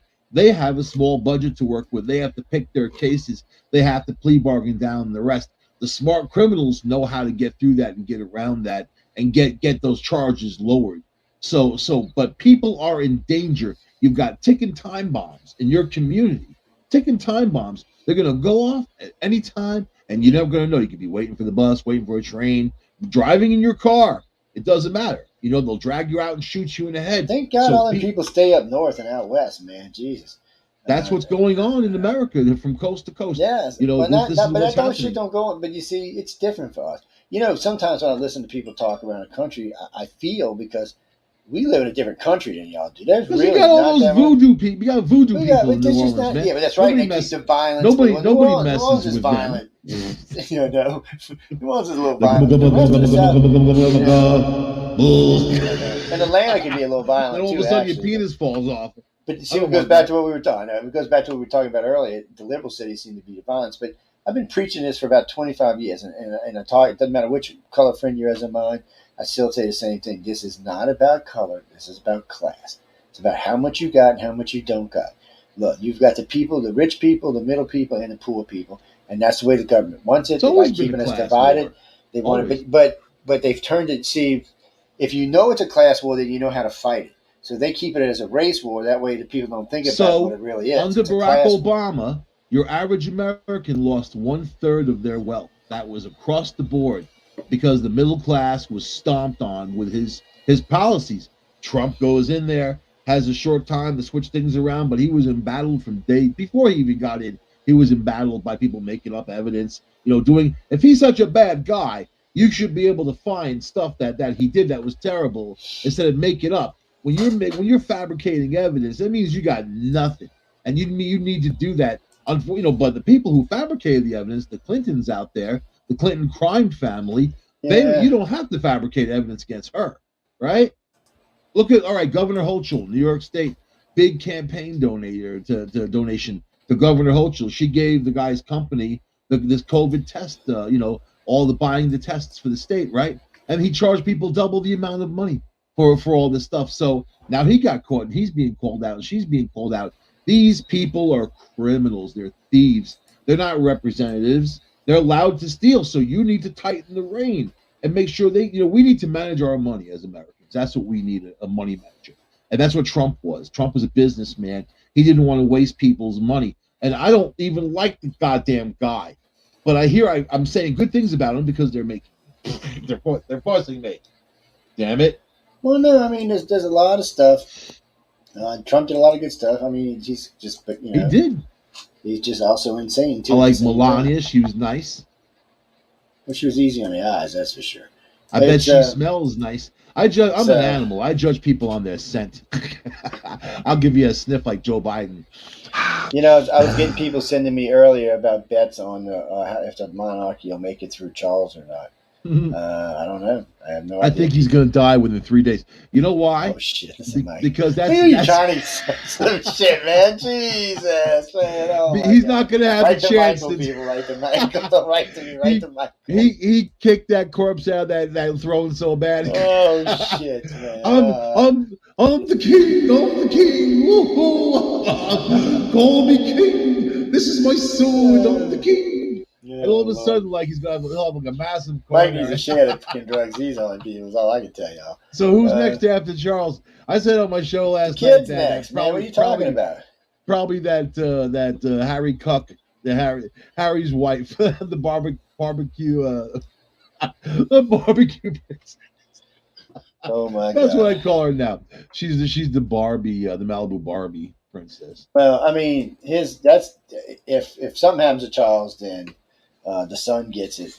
As far as the old one, the young one, he's out. He's and done. What happens because he's not looking too healthy either. He's got that weird old bite. What happens if he chokes on some steak? He got 3 kids. So one of the kids. So does it go to Does it go to her? See, that's the No, it problem goes with to the royals. kid. It goes to George. They're a bunch of leeches. The monarchy leeches, man. They don't deserve to be there. They shouldn't be there. And that's all I have to say about that. So whatever. God save the queen. So look, so they're already. I love this. This tells you this tells you. MSNBC couldn't say something nice if their life depended on it. Meghan Merkel proved an uncomfortable truth about the Queen's legacy. Really, what is that? Does anybody care about this? Whoever wrote this story, first off, is just a hater. Jean Helmine. Oh, I guess so. See, look, Chad Palmer, man. That explains everything. Chad Palmer. He said, when I was in the Army, when Obama became president, they cut the budget and started kicking people out for the smallest infractions.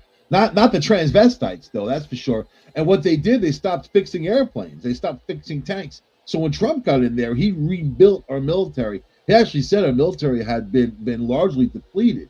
And this was the complaint from generals, admirals, and all these different people. Obama he was driven with globalization and disarming this country. So what is it about these people that want to disarm us? I always look for where the action is going to go. As an investigator, you're trained to look for where that train is going. You know what I mean? You look for the action. What's the outcome? What's their plan? Even if you don't know what they're doing, you can look at the results of what they've done and see the outcome of that and add that to some critical thinking and common sense. It doesn't add up very well for the Democratic Party and especially the people controlling. I still can't get over Biden in that speech and how he threatened basically half of the nation, especially MAGA people who are responsible for building the roads and bridges and transporting food and every blue collar thing you could think of, and who are also white, Spanish, black, Asian, all kinds of people, because they know that vote for Trump is going to be a vote for their own pockets, their own bank accounts, their own safety, their own well-being, and the well-being of their family. They want their families to be safe. What's wrong with that? They want their towns to be safe, not have these repeat offenders. Biden's got the nerve to talk about the dangers out there with MAGA people, while you have these repeat offenders going off in the streets, killing innocent people. Come on, that woman she was jogging, got 2 children and her husband. The kids, they're going to grow up without her. The family's going to be without her because of that scumbag. And he gets to live. He gets to live, right? Well, does Tennessee have the death penalty? I don't know. They probably do that being a southern state. They don't all, but Tennessee might. I'd have to check and see. Texas has an express lane. Oh yeah, man. Well, they got to get this done fast. What are you doing next week at noon? What? I thought Texas, I had time to appeal. That was your appeal. Man, Texas got a lot of people, man. They got to move them along. I think they put them in the electric chair, and they're like, "Hey, boy, hold my electric chair." I think they got lethal injection now. Though. I think they. Hey, boy, hold my steak. We're trying to save money here at the Capitol. I'm going to flip the switch. You know what I mean? So electricity. So I see. What is this one? One American News posted this one. Biden's economic blueprint rewrites the past 2 years. Liberals just think if they say it enough, it's going to be the truth. But do they not realize while they're saying these lies, people's pocketbooks are getting crammed? They're gaslighting. They're liars, man. That's what they do. I watch them lie. I watch people lie. Everybody lies. Every human on the planet lies. It's actually part of our natural defense. So is it wrong to lie? Does lying save? Oh, there's a police officer coming up. You got any marijuana in your pocket, boy? And you say, no, sir.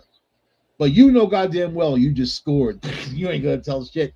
You're not going to say it unless you have to say it. So is that a lie or is that self-defense? Because it doesn't matter if you have it or not. It just matters if you get caught. Let's see. Now it's legal. See, now it doesn't matter. I know. That's that. You know what? That's the really funny part of it here in New York State. And I actually thought I'd never live to see the day that marijuana was legalized.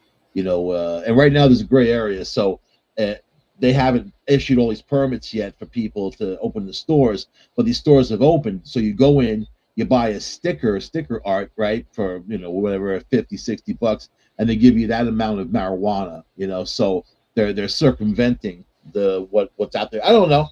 But it's freedom, dude. It's a very weird thing that for so long they've put people through court. But this gives me something. No, this is important, man. for a long time. They put people through court. They dragged people, put people in jail. They did all these things just for some marijuana. This government is is the people, for the people, by the people. The representatives have lost their way in representing people and making laws. It's laws to confine, laws to control, but it's not about individual freedom. Just like when my communication company sends me, you've got it, we have a deal for you. Their deal is for me to spend more money. If you have a deal for me, you're going to save me money. Hey, we're going to give you $10 off your bill. Oh, that's cool. I'm happy with that. No, man, we have a deal for you. So that's the government, dude. They're after you, Joe. But they know about your dragon. The government loves us, man. They love us and they want to hug us. But they know about your dragon. But something I bitched about from day one about legalization of marijuana is that the potheads were going to F it up, and it's exactly what they're doing. And if they keep going this way, it's going to be unlegal again. So there was never any recorded deaths of marijuana until the edibles became along. Edibles. Yeah, I'm not a fan of that stuff anyway. But well, edibles, you might as well be doing LSD if you're doing edibles, man. I mean, some of them are just ridiculously strong. But the thing of it is now you got people dying from possession from marijuana. But where you live, it's still illegal, though. Marijuana is illegal. No, it's not illegal. Even Mississippi has Louisiana. Mississippi and Louisiana both have medical marijuana. So does Florida. I'm talking about recreational use. Oh yeah, it's you get caught if anything under an ounce, it's a misdemeanor. You get and what about anal sex? Yeah, that's illegal too, man. That's why New Orleans got a big gay population in the country because it's illegal. Is sodomy still illegal there? I know Georgia. No, that shit's illegal, man. The blue laws, but I got blue laws like you can take out and beat your wife every Sunday. You know that, right? So you love it down here, man. Every Sunday you can take a belt this wide and whoop your wife every Sunday. That's still on the blue law. The blue laws, man. Actually, it's in the Creole laws. Actually, they never got rid of any of those laws. They kept them, which is weird. Like there's a lot of weird laws still on the books, but at this rate, they're already talking about this. The feds are already talking about cracking down because of deaths related to marijuana. They can use that to charge people when they have a law like that. Whether they enforce it or not, it's there. And they have the right to enforce it, which is why they like to push these little laws through that can cause trouble for you. That's really what it is. And it's about power and control. So it makes you want to just say, I'm leaving this stupid country, but there's nowhere to go. The whole world until the Fed makes marijuana legal, it is not legal. It is still a Schedule I drug. And in lots of places, if you get caught with it, you can do hard time. I mean, do y'all realize, people, that marijuana is higher than meth and cocaine? In New York, you can smoke weed wherever you can smoke cigarettes. That's the law. That's the rule, man. So, hey, which is funny as hell. So now, I'm glad you said that. So when I come to New York next time, I'm going to stand by somebody and get high, and then I'm going to sue New York City for allowing him to get me high. I'm going to open up a cookie stand next to every marijuana store. Marijuana store, cookie stand, big and tall man store, right there. 1, 2, 3, man. No, that ain't gonna do you no good. You got to get time to get high, man. You need to be like a mile inside the big and tall man store. You'll find a pizza down the road. But anyway, get into real news instead of stupid crap. They got a lot of stuff going on, people. I mean, really and truly. Marijuana is not stupid crap. Yes, marijuana is until they have respect for the flower, man. That's right. Well, until they do something, it's still what it is. And anal sex. You should crusade for anal sex in Mississippi. Ain't nobody worried about anal sex. Ain't nobody down here worried about that. He said, "I know." Because they probably don't know that they're breaking the law. They're just worried that you're so interested in it. That's all.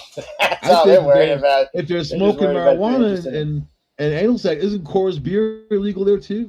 Or is that Dukes of Hazzard, or what was that? What are you talking about? That was Smokey and the Bandit, one of my favorites. Oh man, we're gonna get into where booze is illegal. That's mainly up north, man. Eastbound. There's not much in the way of drought counties in the south anymore. Haven't been for a long time. Nah, I know. Anyway, I ain't talking. I'm going back to doing the news. I don't know this guy. Y'all just ignore him. It's so I want to talk about Biden and all his backlashes. And I'm going to talk about Biden and all his backlashes and all his shit about talking about everybody. I've been watching his poll numbers just steady sink. I see there's several different groups out there that are protesting now because it's just outright attack on the American public. You know who disappeared was Kamala. Where's she been? No, she's been all over the place, man. She was just at NASA. She was all. Oh yeah, man, you've been paying attention. Apparently, she's been all Is over she the the one? place. Is she the one trying to clear that valve in NASA and that rocket, man? She's the one that wanted to I clear see they're your trying to brain, clear that man. valve. So her new deal is if you make under $100,000 a year, you should pay 5% more taxes than you do now. So yeah, that's Raise that. Yeah. taxes. So and then you got Biden saying, well, we're not taxing anybody under 400,000, but when you read the bill, he's taxing everyone under 400,000. Oh yeah. I mean, it's just one straight lie after another It's straight all yeah. lie They after another lie. They straight. lie. And then the liberal media carries it and they lie, and then they embellish it, which they lie some more. So that's It's what you got. It's all it's all one big giant shit sandwich. actually, Georgie, Trump's probable following is probably around 90 million.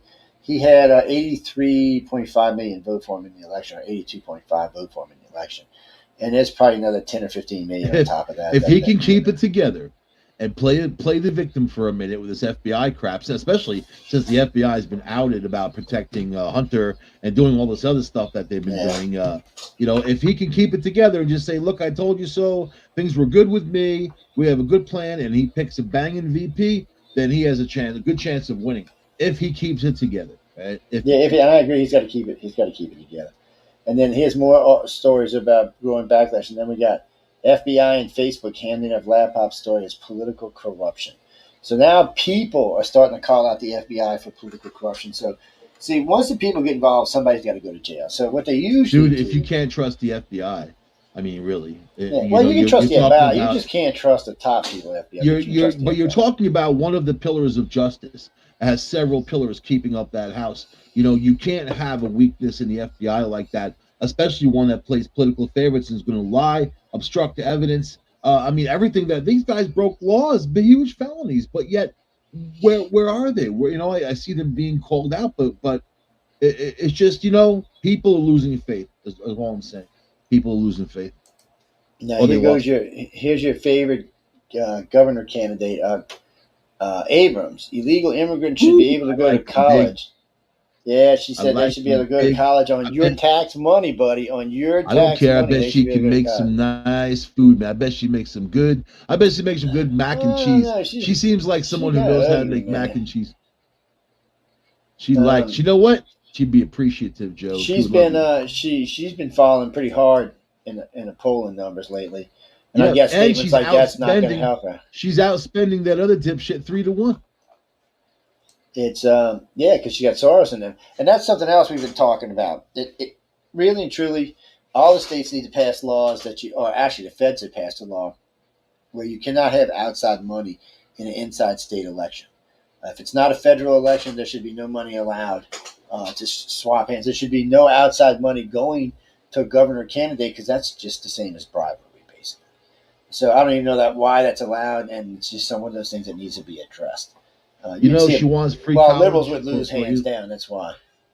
Free college for illegal aliens and all that. I'm not against helping people out if they're truly joining our nation, but I think it all starts with the military, and they need to go and serve. They need to understand. They need to be able to speak English and understand what they're saying, what they're doing, what they're writing. And assimilate to the basic. America is multicultural, but we have a flow of English and a flow of understanding. So, but in the Spanish community, there's a large part that doesn't speak English. That to me is a problem. So a judge tosses Trump's Russia investigation lawsuit against Clinton. Why? I mean, there's no doubt she did that. She put it up there. I mean, why would you toss it? Did it word it right or something? He's paid for. I mean that's paid for. And now they're telling the DOJ not to appeal because it's just a waste of money. The judges that are bought and paid for are now exposing themselves. They really they're not hiding anymore. They're putting it all out there to see. You can see how they rule is how they are, right? They're bought and paid for. A lot of them. I mean, when you look at how some of this stuff goes, you got to kind of wonder what's going on in our country. But you got different judges doing different things. They So I heard him bitching about Trump's judge, the one that look, he's allowing for the guy. Yeah, so they're saying how corrupt it may. Well, why aren't we talking about the first judge that issued the subpoenas. I mean, that's a guy who went on television and said he hated Trump's guts and Trump should be in jail. Yeah. Why wouldn't he have recused himself? And I would think a good lawyer, when it comes to push comes to shove in a case, could easily get that thrown out and say, well, Your Honor, come on. Judges aren't allowed to be political. When I consider running for judge locally, and they're not allowed. Well, that judge should have stepped down when he said that on television, a year ago. Yeah, they're not allowed to align themselves.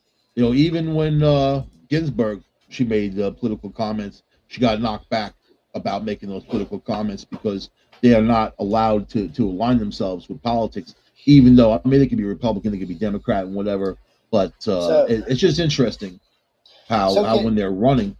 But can Munchkin take his vote back from that deal he made? Because he's getting screwed. He's not getting what he wanted out of Schumer. Lied his ass to him. What bothers me is Munchkin would even think that Schumer wouldn't lie. I don't think the guy's smart enough to get a refund from Dunkin' Donuts, let alone get his vote back. Dozens of House Democrats warned Pelosi against following through on Schumer's deal with Manchin. Oh, man, look. I mean, if I was Manchin, I would not vote another thing for them. That means they won't get another thing passed, period. They're lost. You know what? The GOP's lost. They got problems. But this ain't the GOP. This is the liberals, man. I mean, Munchin's the guy that Schumer, he would not sign for this big deal. I'm saying the GOP needs to be more unified, and they have some weak links, certainly. They need to figure out. But I've seen more balls in the GOP this year than I have in a long time. I mean, Santos got balls the size of freaking King Kongs. Well, people are voting out. They're voting out the Liz Cheneys and such, Yeah, they're getting them out, but they wouldn't vote in, what's her name in Alaska? They put a Democrat in her place. What's that crazy bitch's name? Sarah Palin. Sarah Palin, because they hate her. Yeah. She's fundamentally unlikable. And the GOP need to learn which candidates. I mean, she's just not a candidate should even been running. She should be retired. I just got rid of somebody on Facebook because they look like her. What's that? Let's see. Couldn't handle it. But I feel for this Manchin guy because, he held that all his time. Schumer blew all his smoke up his ass. Now it looks like he's not going to get what he was supposed to get out of this, which could cost him. He probably won't be that. Well, it might be good. Schumer just may have got us a red seat. He's a senator, so if Manchin screwed up in Virginia, he might get out, and there might be a red seat there. Well, when you got Hochul calling for millions of GOP voters in New York to leave the state, that means they fear the GOP. When they strike out like that, that's their biggest fear. While Biden's going after the MAGA people, that's their biggest fear, is that's how they're going to lose. And then for him to beat on them, it just unifies people, unifies them. They get together, they vote in bigger numbers. And I'm seeing liberal activists go into Republican crowds and come out a Republican and write about it, saying, I thought they were terrible, I thought they were racist, and I went and hung out with them. They're the nicest, kindest people you'll ever meet and all that. That's the deal, because people believe the lie. They believe the lie, Joe. You got to take them to school. Yeah, I was reading about this. So nearly a third of the Democrats warned Speaker Nancy Pelosi Friday against putting this deal into it. So what Manchin wants is he wants a little more drilling, a little let off the restrictions a little bit. So they're telling her they don't want to have to vote between more pollution or shutting down the government, because they're going to shut down the government. So that's the end for the Democrats at midterm. Manchin's going to freak out. I don't think he's going to let this slide. So anything that they're voting on has got to go through the Senate now. He's not going to vote for it. People aren't going to forget the way the Democrats have screwed things up. They're not going to forget it. And he went on TV yesterday. I meant to tell you that he went on TV yesterday and said that the Inflation Reduction Act is not going to reduce inflation at all. That's not what it's actually designed to do. He said, I don't even know why it's called that. He's not the only Democrat that said that. And I noticed in a lot of the swing states, the Democrats are distancing themselves from this crap. They're saying, no, we don't want to be involved in that. We don't want, Joe Biden's not our candidate. They're trying to get away from it to save their seats. It's looking bad in a lot of states for Democrats. I know the NBC and CNN want you to believe that they're going to win, but I'm not feeling it. It's looking pretty bad in a lot of states. And then screwing over your own people just tells us we don't want to vote for you even more. they're in mentioned. complete disarray. In the Democratic Party, you have several different arms and branches. I mean, the extremists, the non-extremists. I know a lot of Democrats who are not happy with anything going on, and they're actually, some of them are like really dismayed and also ashamed of what's happening. It's not what they signed up for, but they don't want to become a Republican, but they'll be middle of the road people for sure. I don't. Yeah, see, it's Nancy's in a bind here. So if they don't put it in there and it doesn't pass, Minchin's not going to pass any more bills for the Democrats. That's it. They're done, no matter what it is. Well, hey, look, they cut a deal in good faith. See, I think he should be able to take his vote back now and null void the bill.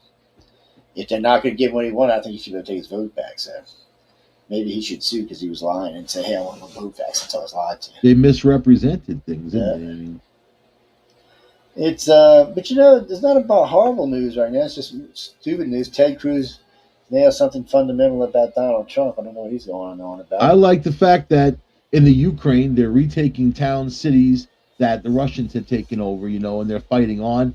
They have better weapons. The Russians have tapped Soviet tanks and they're exploding. They bought a whole bunch of They bought a whole bunch of drones from Iran. They're falling apart in the sky because they're junk, and the Russians are complaining about that. And the Russians don't have any troops left. They have a drive for troops, and nobody wants to do it. So, and one unit, that 279, that elite unit, is completely gone. So that's it for the Ukraine. I mean, Ukrainians are fighting hard. Oh, the Ukrainians are fighting hard, but somebody said today they caught the general in control. I got to look it up. I hadn't a chance to look it up, but I remember hearing about it earlier today on the news. Which general? For who? The guy running it. Running the war against the Ukraine.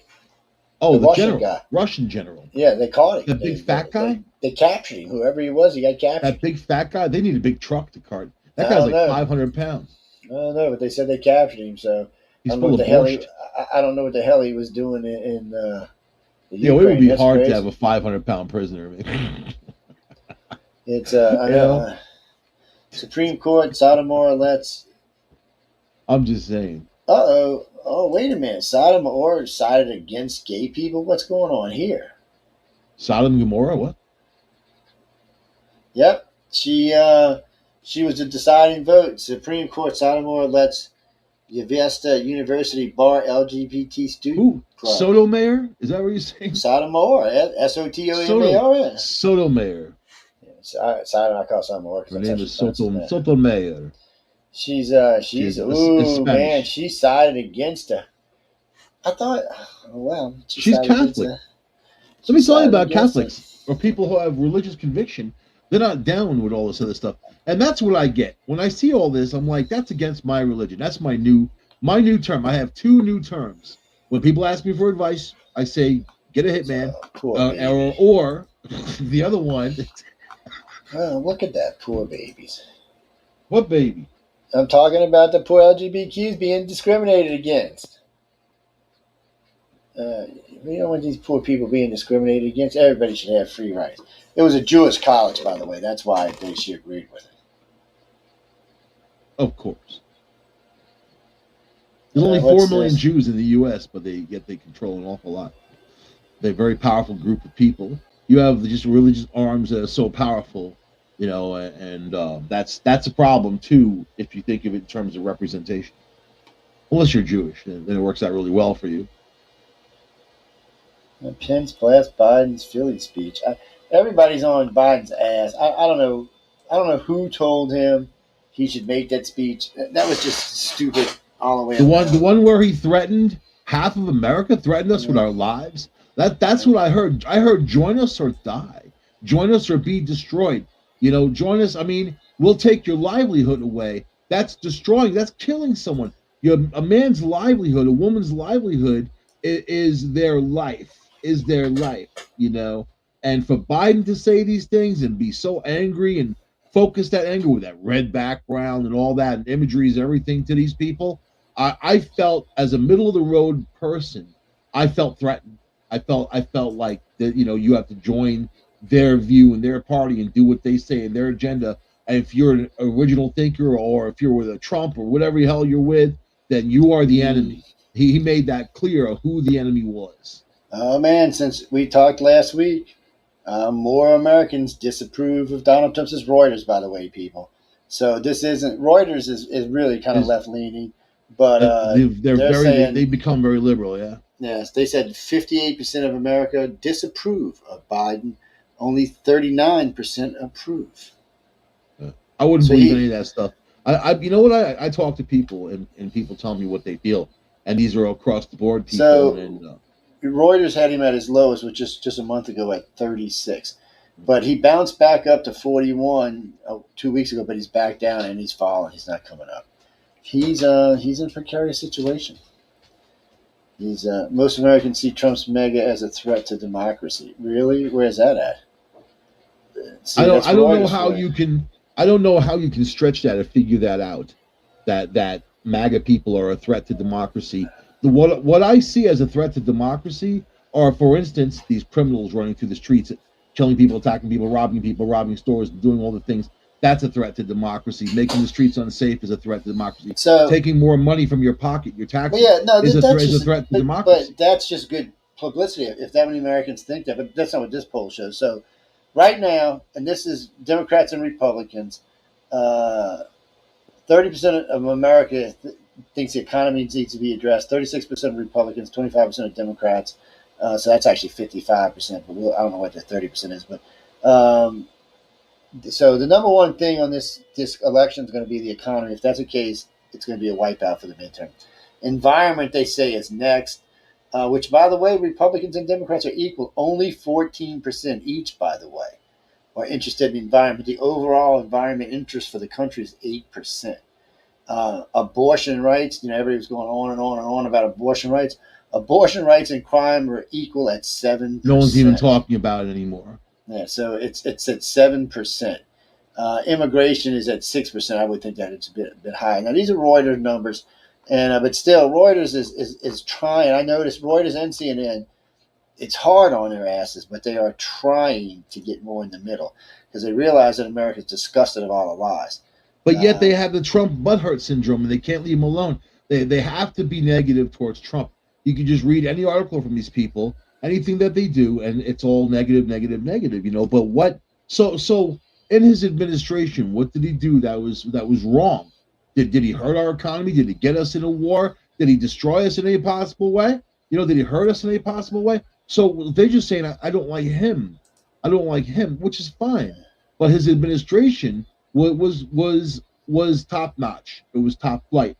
His administration, they did a lot of things. But just to help you with what you're saying, so this is the New York Post poll. It says 60% of Americans say Biden's attack on Trump MAGA will further divide the country, and another 28% are undecided. That only leaves 12% people that thought it was a good idea. That Joe Biden set the stage for a civil war. They're talking about civil war. The Republicans aren't talking about civil war. Nobody in the GOP is mentioning it. No MAGA people are talking about it. This is Joe Biden trying to push it. Yeah, so they want January 6th. They want more of a ruckus like that. They want more problems. The problem is, at some point, the majority of the country is going to look at the Democratic Party as exactly what they are and how dangerous they become to our freedom and our democracy, and they're going to vote the other way, and the Democrats are going to have to sort themselves out. But look at what they've done, man. I mean, it's shocking. It really is. They actually say they're representing us. I don't know who they're representing. It's not us. Yeah, they're not. No, they're representing themselves and their power is what they're representing. So if this is Rasmussen, this is Trump. This is Trump versus Biden right now. They are. Trump is 47. Biden is 45. That's their current approval ratings. And I keep hearing Biden's way the hell ahead of Trump. Obviously, that's not true. That's as of. When is this? This is September 7th. That's where they're saying. So Biden had jumped up on him, but then he fell back down. So they're really just kind of running along thing. Biden was way up to at 60%, and Trump was down at that just shows you the difference. And Trump dropped around and then Trump went back up. But right now, his total approval rating for Trump is 48%, and Biden's is 44 in Rasputin. So obviously, it ain't the runaway election that the Democrats want you to think it is. It's let's see right now, what is it? Trump's disapproval rating right now is 24%, and Biden's is 43% on this poll. This obviously must be a conservative poll. That's all I can think of. Rasmussen must be a conservative poll. So, people, it looks right now, if there was an election today, it would be an interesting fight. Carol, again, nice to see you right in. And no, I don't like her. At least the redheaded chick, knew how to spin shit. This girl just lies and lies and lies and lies and lies. She don't even try to tell you the truth. Plus, when you ask her about her own stuff, she's nuts. She is doing some really good drugs. Is she an American citizen? Mike, you know she's an American citizen? Who? What's her name? Jean, whatever her name is. I can't never remember. Yeah, Jean Pierre. I can't never remember. I don't know what she is. I know she's cute, though. She's like a little Cupid doll. She's cute to be, man. That's why they put her in there. That redhead one was the worst. Oh, my God. Couldn't even look at her. Yeah, see, this is one of them ones. Oh, Trump leads Biden by as large as 42 to 48, but that's not what the other poll we just seen said. This one's only about 3%. This one's about 2%. So Biden's lead is in the plus or minus margin. And, of course, any self-respecting liberal poll is going to have Biden here. At least they're going to try to have him ahead. It's not always easy because he's in pretty bad shape right now. He hasn't even announced he was going to run yet, Trump, and Biden's got a long way to go. Yeah. Plus, he's a sickly old man. That's why, you know what? He was flying on drugs when he made that speech. I saw his eyes, man. He was out there. They got to pump him up before he goes out there. Because he's a frail, messed up old man with cognitive problems. Biden's best approval rating is on NPR, and it's 45%. Most people liberal NPR. I know. Yeah. Most people, let's see, Reuters has him at 39. The Triangle Group got him at 39. Several have him at 39. 11 have him at 40 and 41. NPR is for extremist liberals. It's not for anybody else. But wait now. So when you get back in here, you've got his best disapproval. His best disapprover is 55%. I don't think he. No, thinks he. I don't know how he thinks he's functioning in negative numbers, and things aren't going to get better. Let me tell you, man. We're on the verge of all these terrible things, and things are actually happening. Look at California. Look at the heat wave. That's just a sliver, a slice of what people are going to be experiencing. Buy an electric car. Oh, there's a heat wave. You can't charge your car. Lower your thermostat. Then Governor Newsom. Governor Newsom. How ignorant are you? Well, we're going to get rid of gas and we're going to get rid of all this. So what you're going to do is basically you're going to tell your citizens they can't drive in the summertime? Oh, no. It gets even better, dude.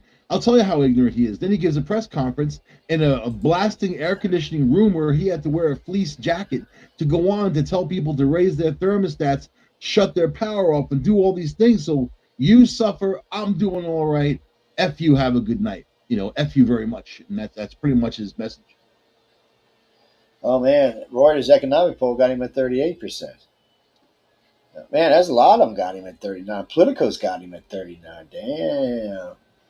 Oh, man. A couple of them got him at 38. Dude, he's in, I don't know.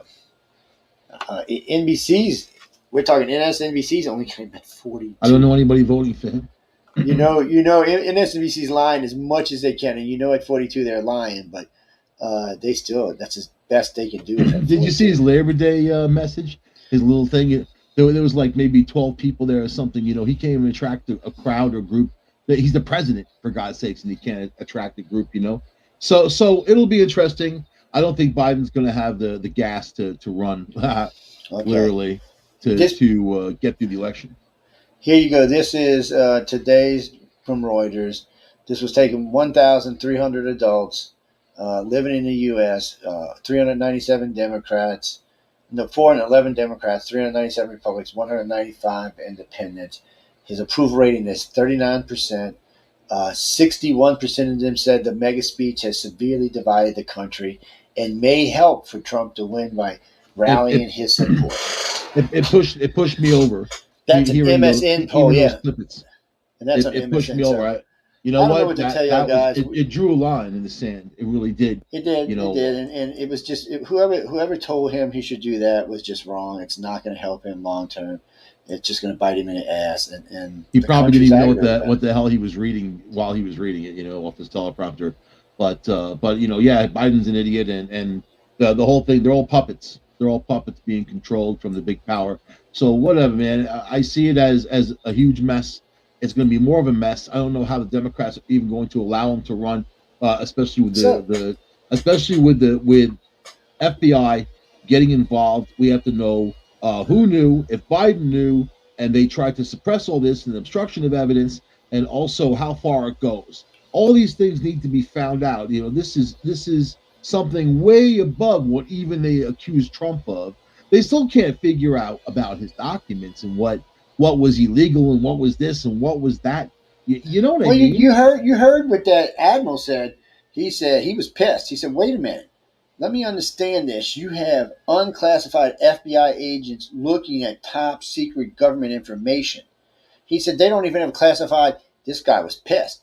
He said they don't have the classification to be looking at this. Whose idea was this? So there's other backlashes yet to come out of this because he was kind of like, whoa, wait a minute.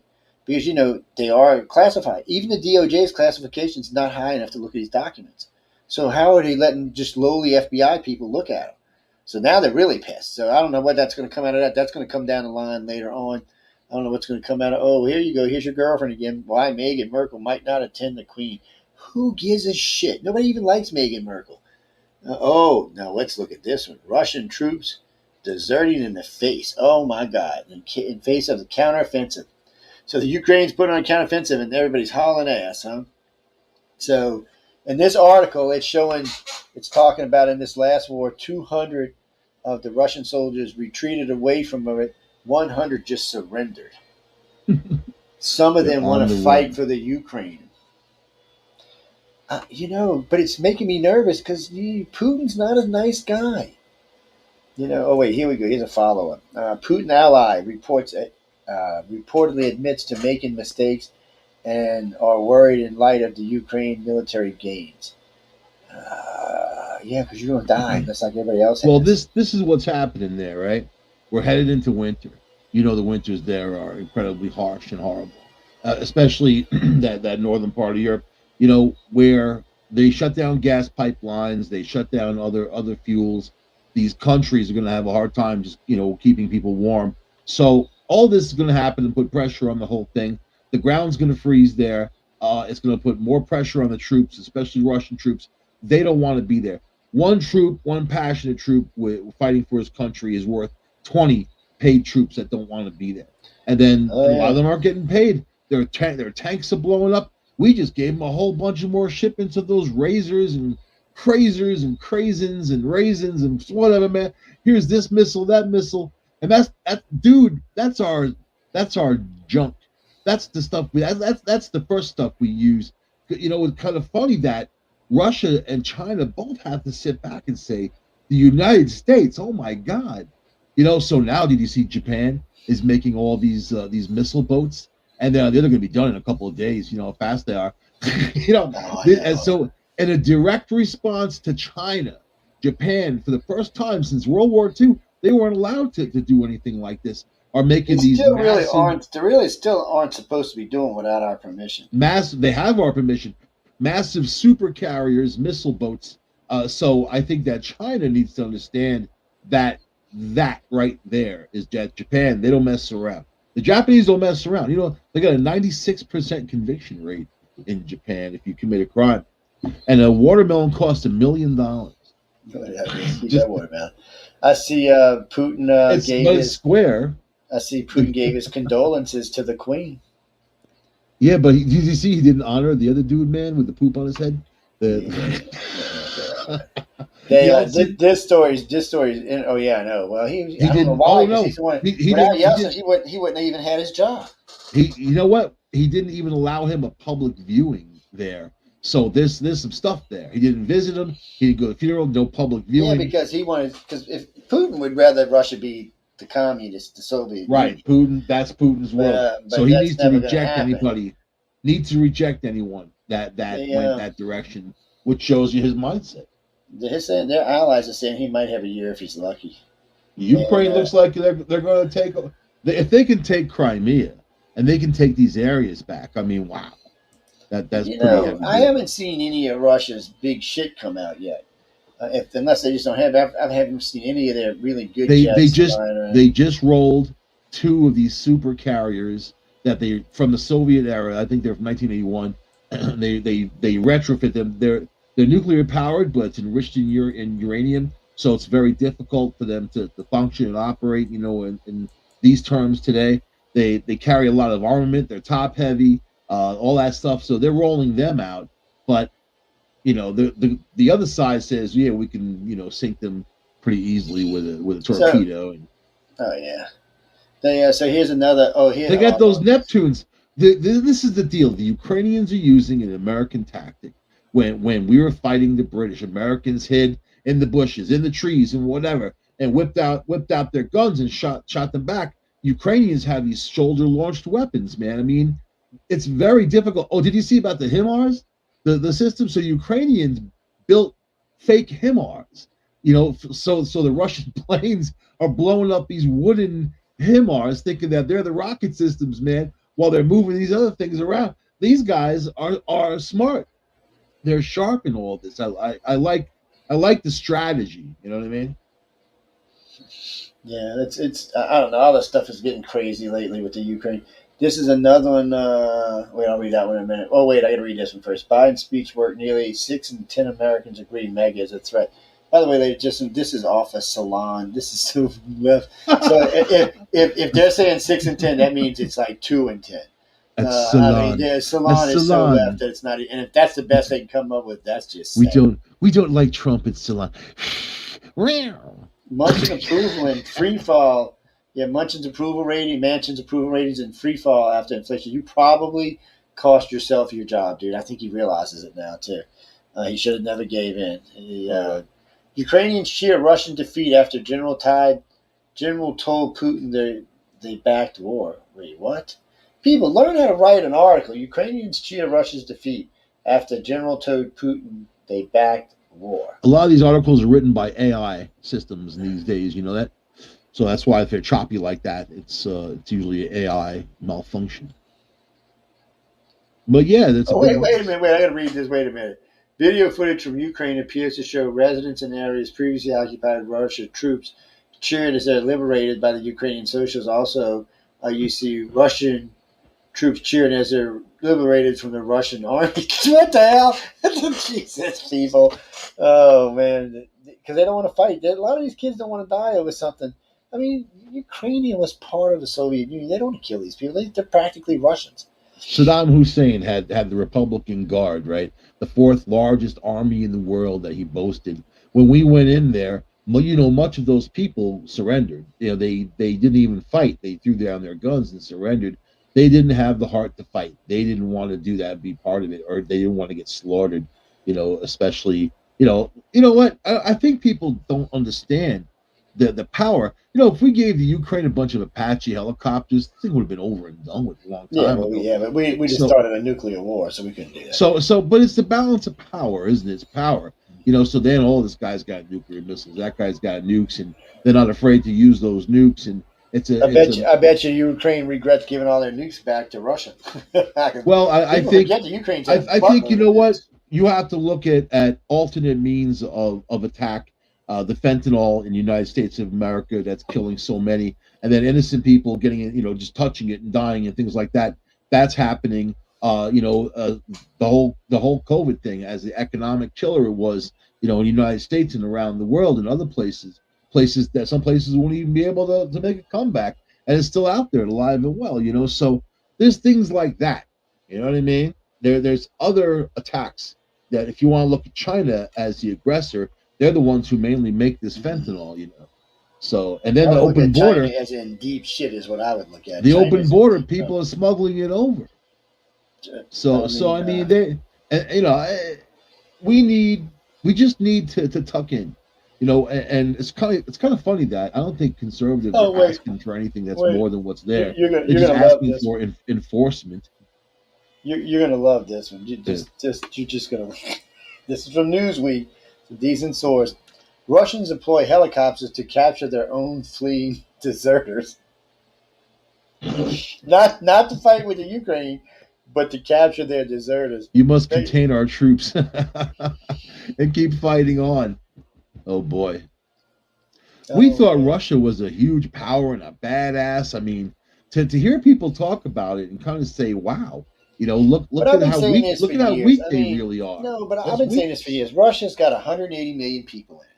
Like 100 million of them are over the age of 55. They're not going to fight. Yeah. So that leaves you X, and half of them are below the age of 12. So there's only really, truly, Ukrainian and Russia is not that far unevenly matched. There's about 30 million each to fight, and the Ukrainians want to fight, and the Russians don't.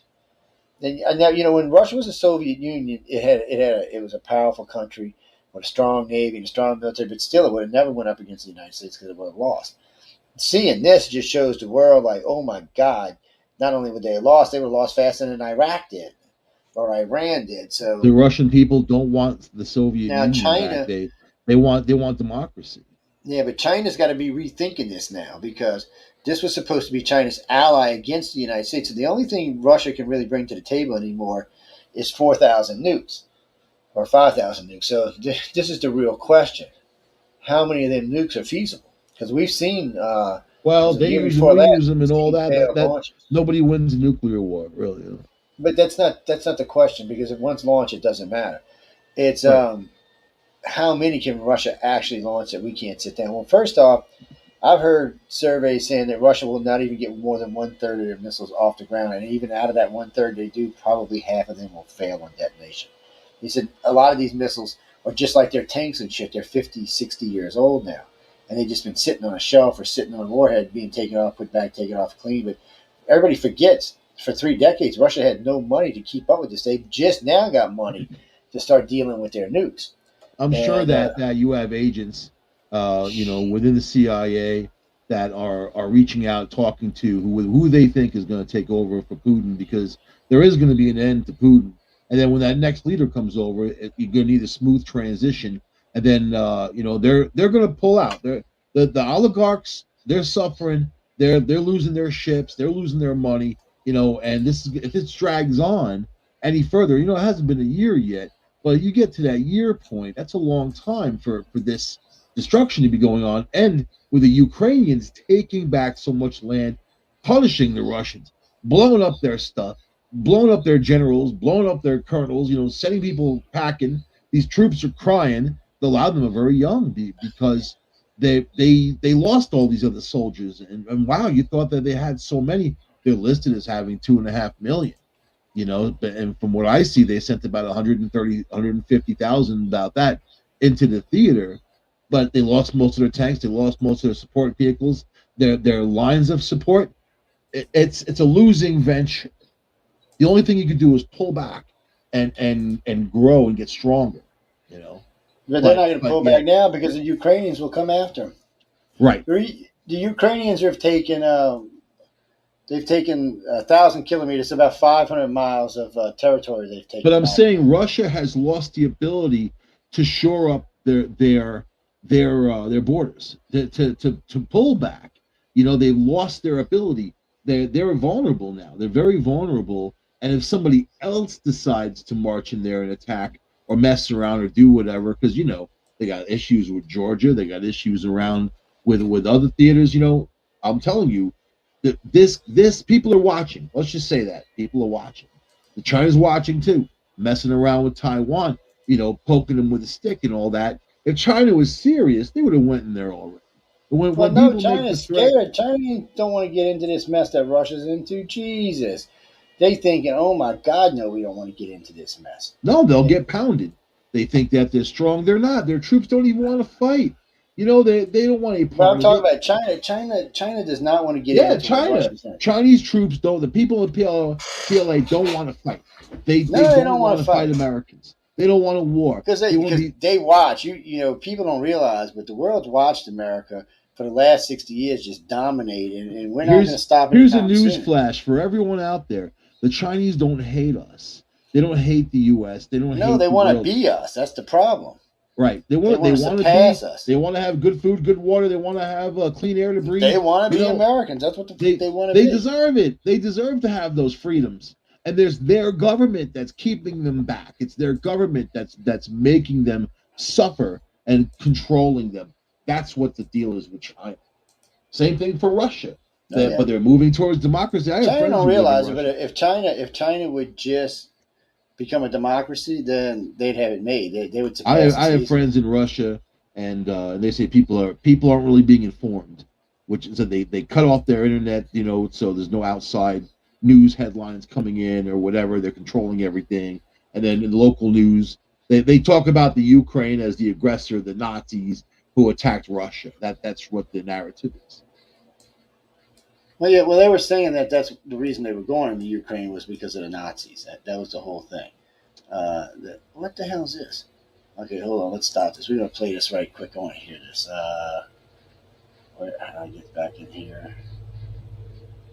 Is it in here? I'll turn up the volume and hit play.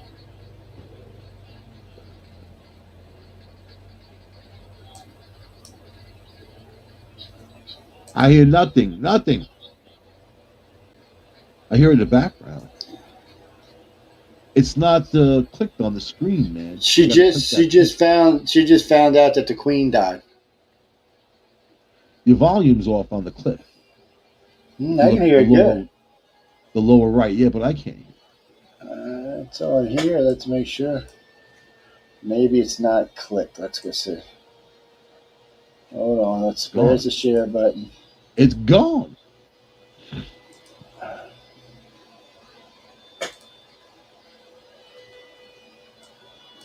No Jay tonight, man. I know he's been working overtime as a lawyer for fetuses. You know that?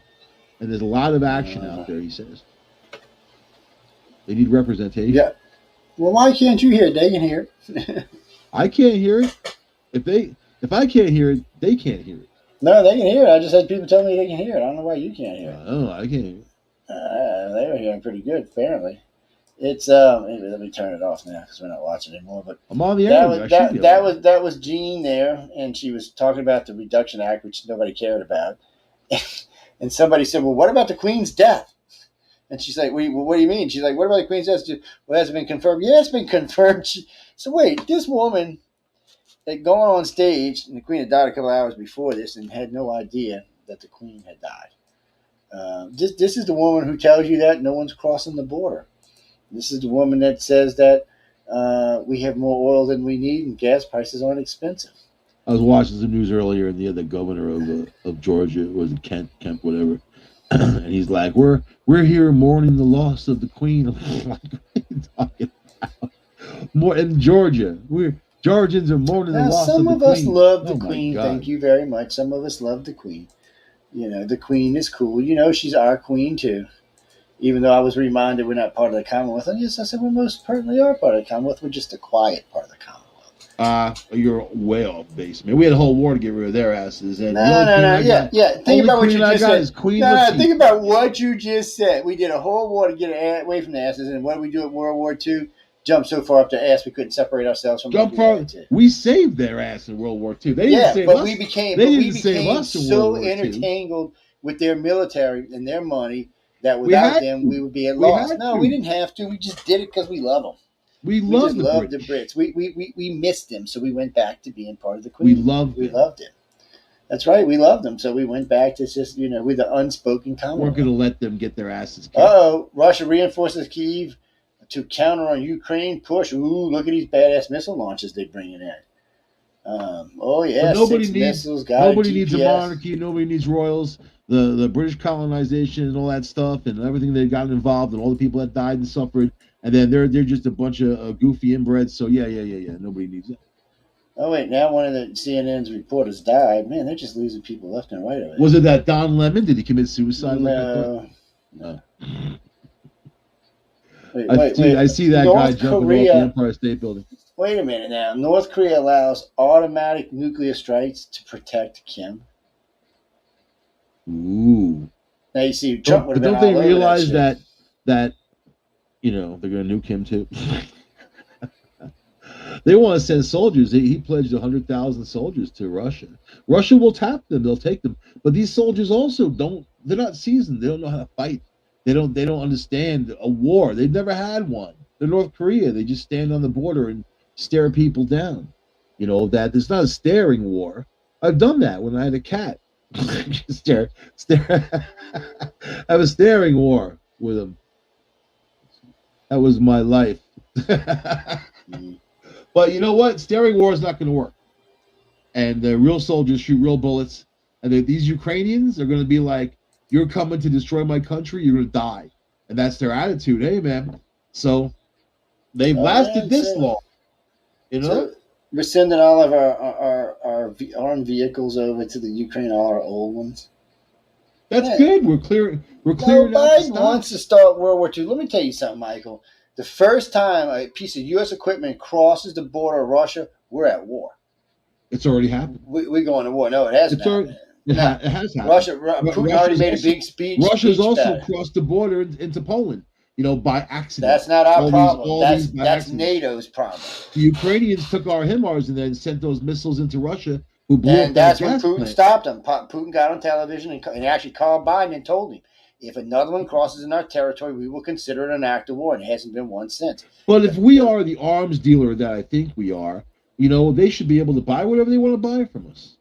Right? Yeah, but that's not the way that works. Hey, Jay! That ain't the way that works. Jay's trying to get on there, man. There he is. What you doing, Uncle Jay? Hey, guys. Just getting off work, baby?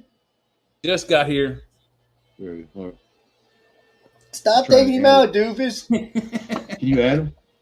Yeah, he's in. You just kept taking him out. I'm like trying to add him. You're trying to add him. It's we're looking at these what are these things we just sent to Russia? To Ukraine. What are these things? M113Ss, active duty Army and Army National Guard vehicles. 200 we're going to send of them. M1 tanks? No, M113Ss. They're not tanks. They're some kind of. It's like a half track. Yeah, no, I guess they are some kind of tank. They're just not a big tank. Yeah, it's not the Abrams. It's like the one before. Yeah, it looks like a piece of crap, actually. What's it called? Why we're getting rid of them. There are M113Ss. Let me see. They're from the Army National Guard. They're troop carriers, I think. They said carrier, so they're probably armored carriers. What they are. Yeah, it looks like carrier. Yeah, they probably got a small gun in the front or something now that you can't 50 see. caliber, it looks like. Yeah, that's what it probably is. It's they're probably bad to the bone. I mean, I see they got the exploding armor on them, so when you shoot them, it explodes out. Looks like they move pretty fast. It's they're probably pretty comfortable, but so we're sending that over there so they can move around. But we can't just be giving them weapons that can go blowing up in Russia. You know what? They also have free MTV, which is pretty freaking cool. You got to give them credit. So how long is this Lisinski guy going to be president? As long as he lasts. What's anything worth is what people will pay. Woohoo! Oh, wait. Here's Russia again. Wait, Russia and U.S. clash over Western weapons in the Ukraine. See, this is a good way to get a war started. We got to watch. We need to, and I don't understand why we don't do this. We need to let Europe send them stuff, not us. Because Russia don't feel, see, it's a loss of face when America sets it up. It's not a loss of face when the idiots in Europe do. That's how Russia looks at Europe. Oh, wait. Here's another article. Here's another article about the M113. U.S. National Guard's aging battle taxis find new use in Ukraine. That's what I'm saying. So basically, that's what you got. Did they actually say battle taxi? Battle taxi. That's what they are. So we sent them over there. Battle taxi. Well, that's just because some army guy said, "Hey, let's send these over there. We can get new ones now." That's what that was all about, man. That wasn't didn't hear what I said Ukraine. Before. You were reading that the Ukrainian troops have built wooden HIMARS systems, so they're planting them all around the Ukraine. So the Russian planes think they're real, and they're bombing these cardboard HIMARS or wooden HIMARS. It's hysterical, man. And the real ones, we actually gave them a whole bunch of that mounted on the back of a pickup truck. Rednecks would love that. Can you imagine? with lots of Saturday night right there, redneck land. I got my HIMARS, baby. Let's go blow something up. This Russian guy said we ain't even put in our good stuff yet. We getting ready to start sending our good stuff. I'm like, yeah. What good stuff? It's gone. they're tapping Soviet No, tanks. you know, Soviet I noticed we did that though in Desert Storm and all. We used all our crappy shit first. Then we Yeah. started sending our good stuff over there. And Well, that's no, probably what he's doing. the initial attack was the F-117s to take out their Air Force. Yeah. Then the crappy stuff came in. The A-10 Yeah, Warthog. But you believe the lie, Joe. It's not about that. It's about okay. Look, they lost all their generals. I know lost the all Russians. their colonels. I know they the lost Russians all their have been, troops. I know troops the are Russians have leaving. been making $2.5 trillion a year off their fuel. So I know they're spending finding it on something. they're finding cell phones from these Russian troops with messages to their families crying, saying they don't know why they're there. They want to go home. You know That's what? just bad They leadership want to is all give that up. is, I mean, that's yeah. But every time they put a general in, they explode. That's right. I mean, sometimes you gotta wonder if these Russians aren't setting these generals up. Oh wait, here you go. Russian officials propose overthrowing Putin, charging him with treason. Ooh, I don't know how his nuclear football works. That could be dangerous. Yeah, where did that come from? Did that come out of Russia or did that come out of somewhere else? That's a Newsweek. It says a group of Russian officials have appealed to the country's state Duma to remove President Vladimir Putin from power and charge of high treason. A document shared by one of the Russian deputies who co-signed the proposal. Oh shit, that's serious. That's inside his country. That's people taking their own lives in their hand there.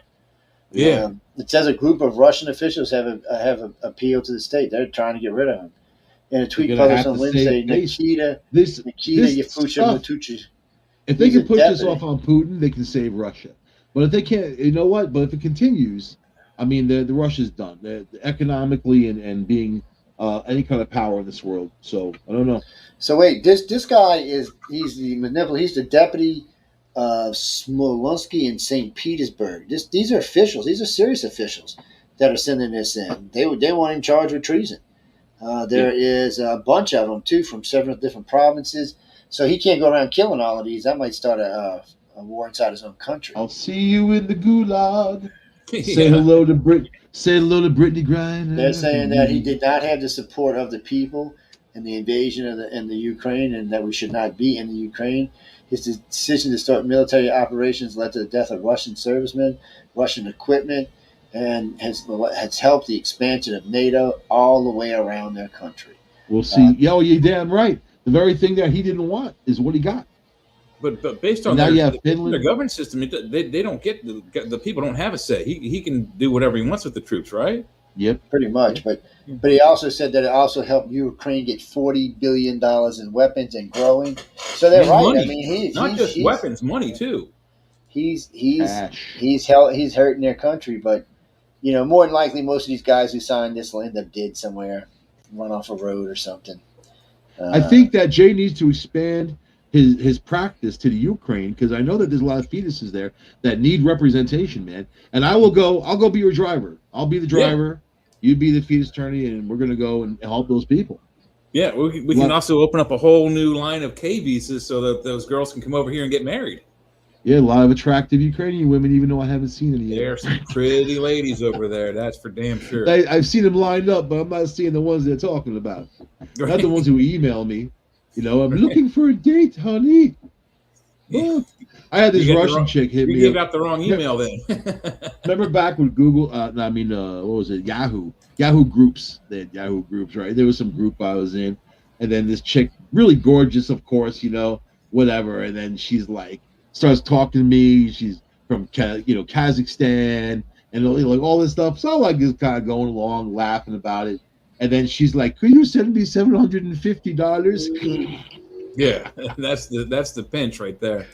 I'm like, "Do you need help? Should I call the FSB? Is there a problem, man?" Because the FSB, man. That's FSB is KGB. What KGB? Mm-hmm. It's their security bureau. And then she flipped out. "You bore!" She called me a bore. I had to look it up. All right, let's see. How much time we got? Okay. So when I got cursed out, especially from like the Indian telemarketers, man, when they straight up give me the F word, I feel like that's a victory right there. You know what I mean? Because I have a lot to say to them, and oh my God, this one guy's like, "I am totally offended." I'm like, "You called me."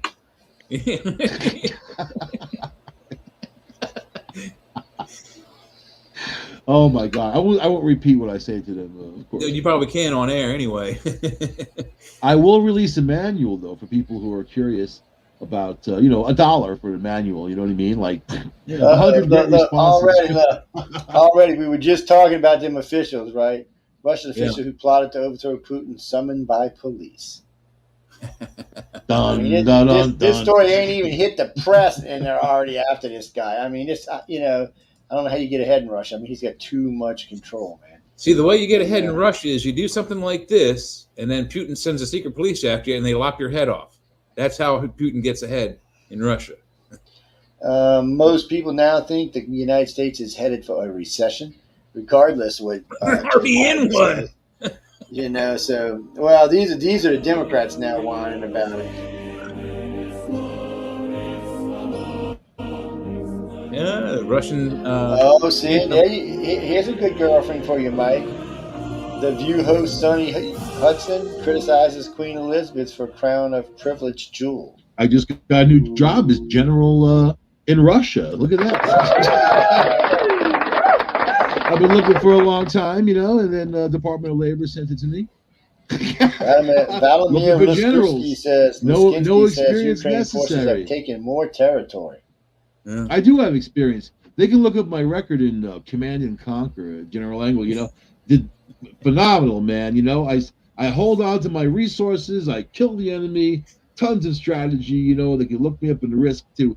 Definitely qualifies me as a virtual general and or real if you don't happen to have one. And I'm the guy that you want to land the plane.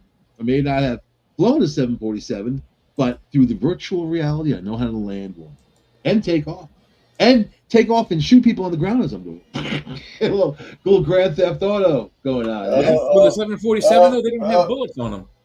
This is my. I have my own little pistoli, man. You got to open. You got a little side. You got the side window. You know what I mean? You're right. You be able to out the window. This could be all we need for Trump to win with a landslide right here. We're going to put this. Where's the comments? You can only reach the ground crew, unfortunately, but once you're up in there.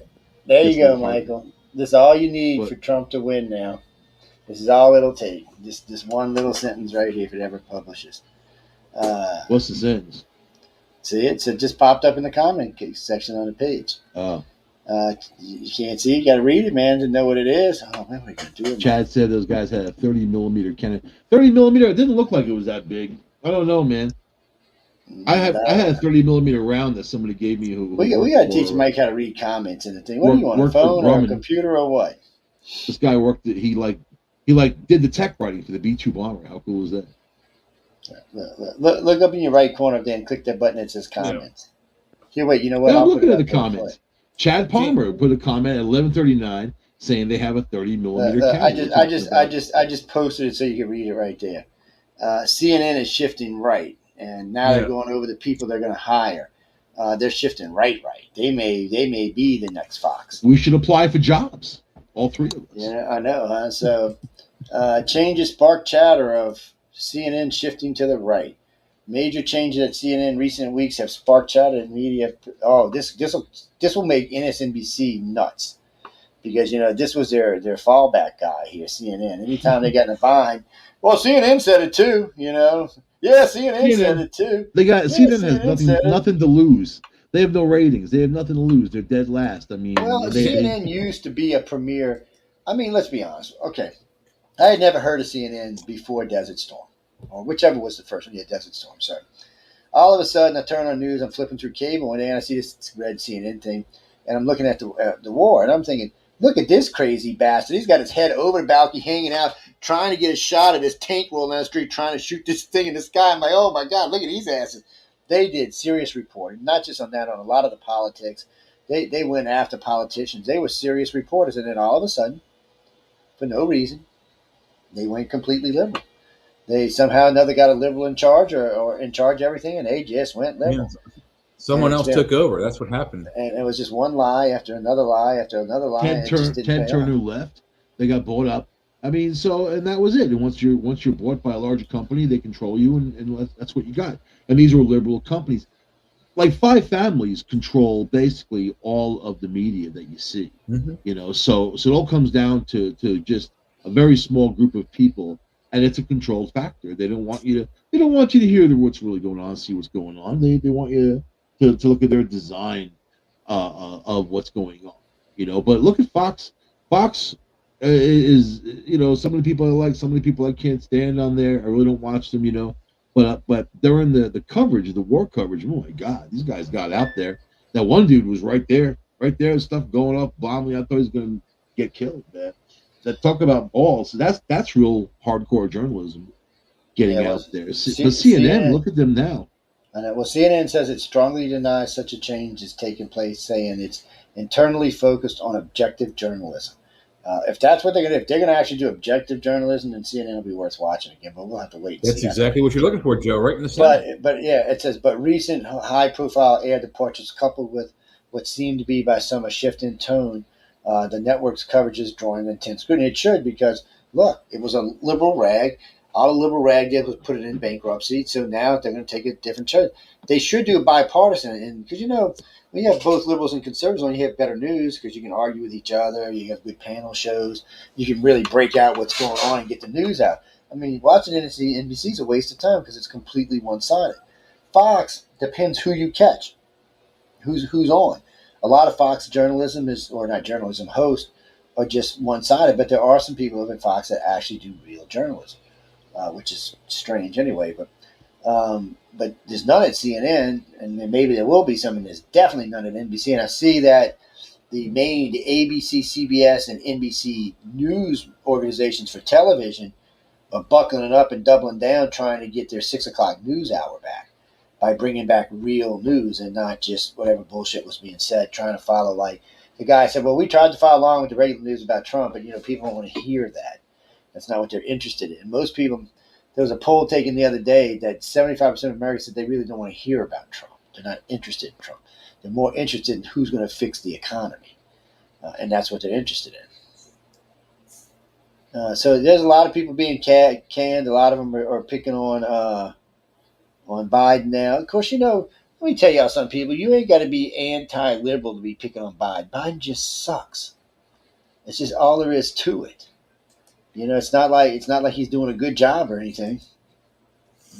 And if you look he's over a disgrace, right, Joe? Chad says he believes World War III is right around the corner. What do we think?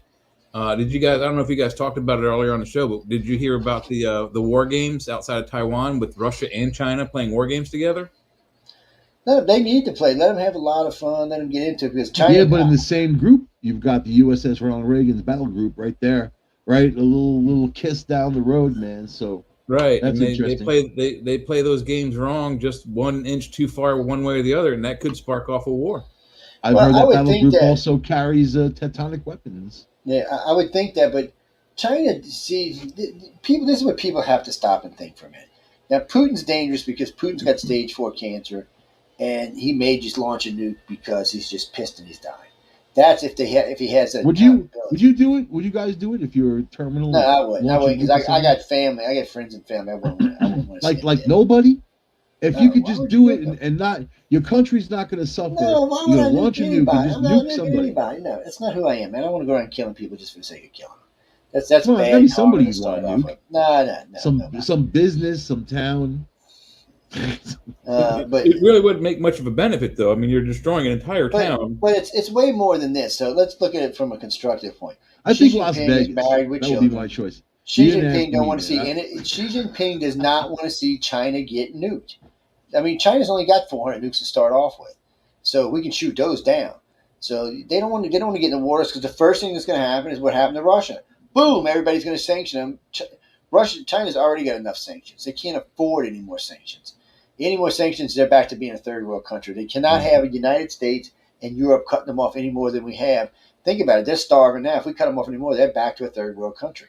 We were who were making just the same people who were making Russia rich were the same people making China rich. All we have to do is stop, and they ain't got any money. Amelia Posado said China's not going for it. Michael is the Wizard of Oz behind the curtain, preaching doom all day. Oh, yes. To that man behind the curtain. Doom and gloom. I'm just a messenger. Damn it. Don't blame the messenger. Yeah, hate the message, not the messenger. Oh, here's one on Newsweek for you. Video of Joe Biden doing impressions of a Republican viewed over 1 million times. Oh, man. He's up there mocking elected Republicans. I mean, why is this guy allowed to get away with this?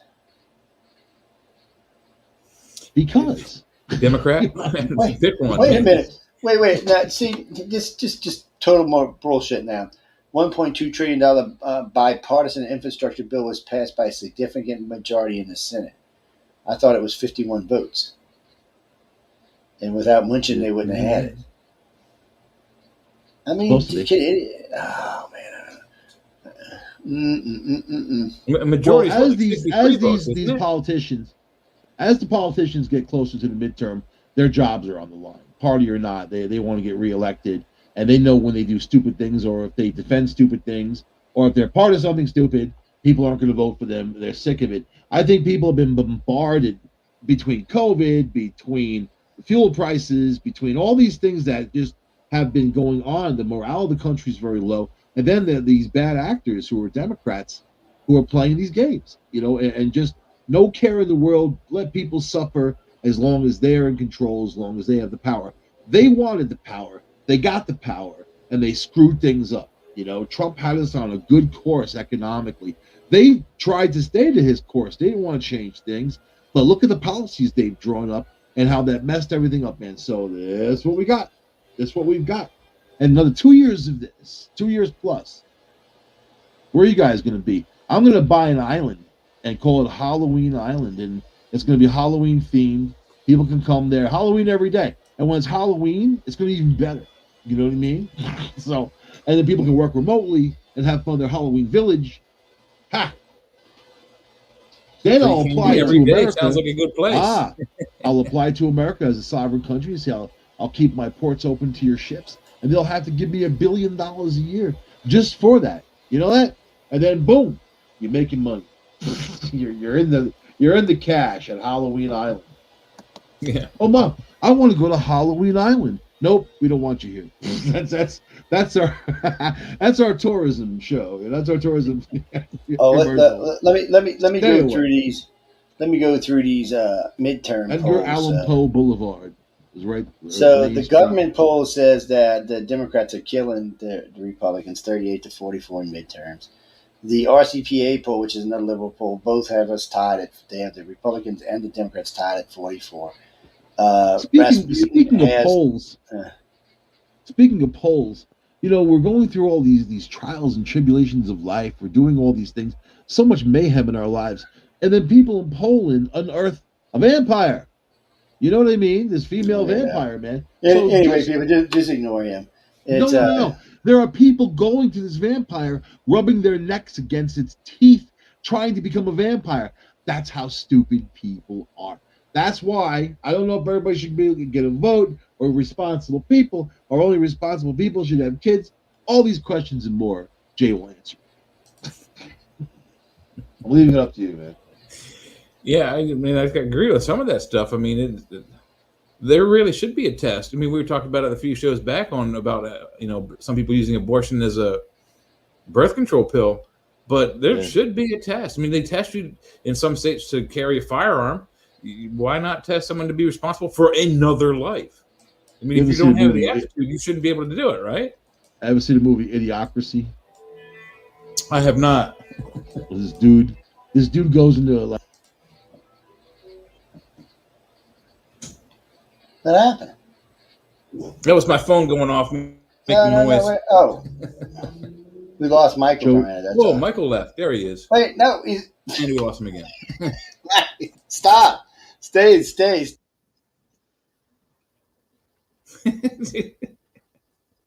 It's just me. Hey, Jay, how you doing? What are we gonna do? Stop. Okay, I'm putting you back in. Stop taking yourself out. Okay. Oh my God. Anyway, we gotta get out of here, ladies. It's 11. Welcome to NBC. Somebody said too much Coca-Cola today. That was. I don't know what the hell that was. That was musical, whatever. But we gotta go musical anyway, guys. Window boxes. Jay, when you off from Church of Mavis?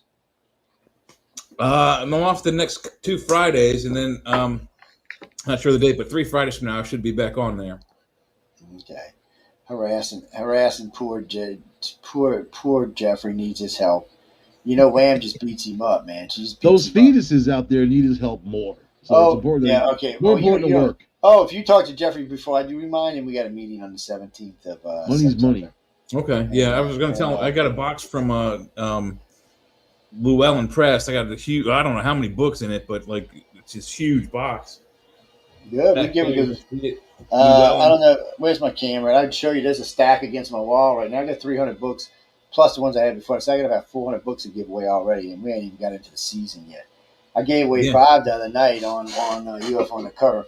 Wow. Oh, speaking of that, we might as well, before we go, we'll give away 5 tonight. Which volume is this? What is its volume is? This is volume 36 of the anthology, Writers of the Future. This is volume 36. There's at least 12 stories in here. There might be 14. There's a lot of good artwork in there because all the illustrators' artwork's in here that won. All the stories in there won. There's some really good stories in these too. They can have up to 17,000 words in the story. Most of them are less than that, but that was the original artwork for the cover.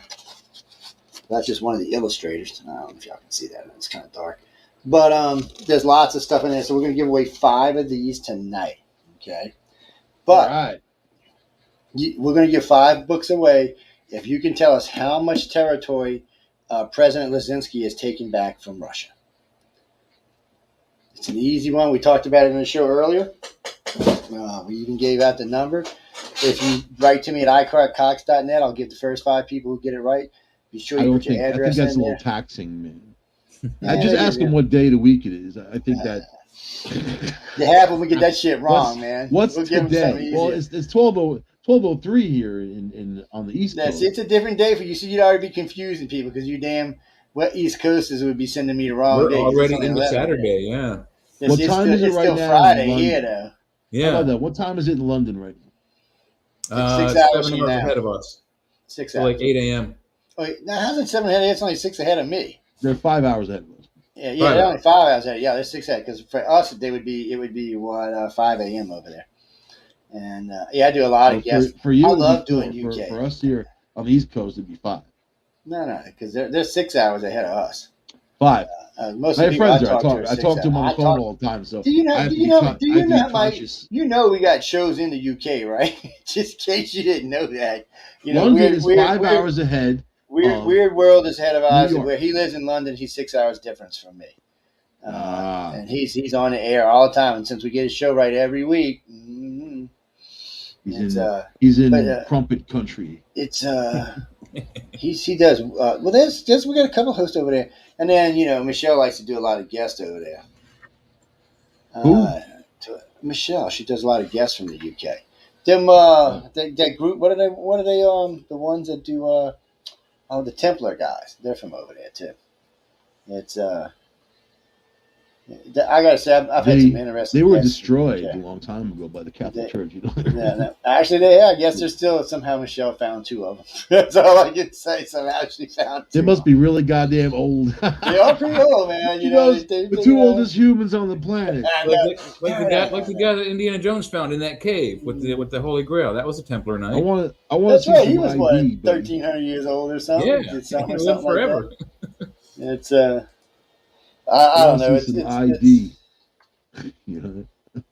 So show me. Man, that when they had stone ID back then, probably disintegrated by now.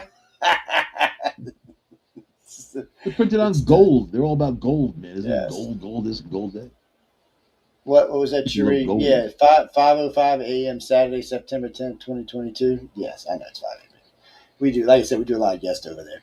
It's over there. Over across the pond, man. Speaking of which, though, it's weird because some of our guests like to do in pubs.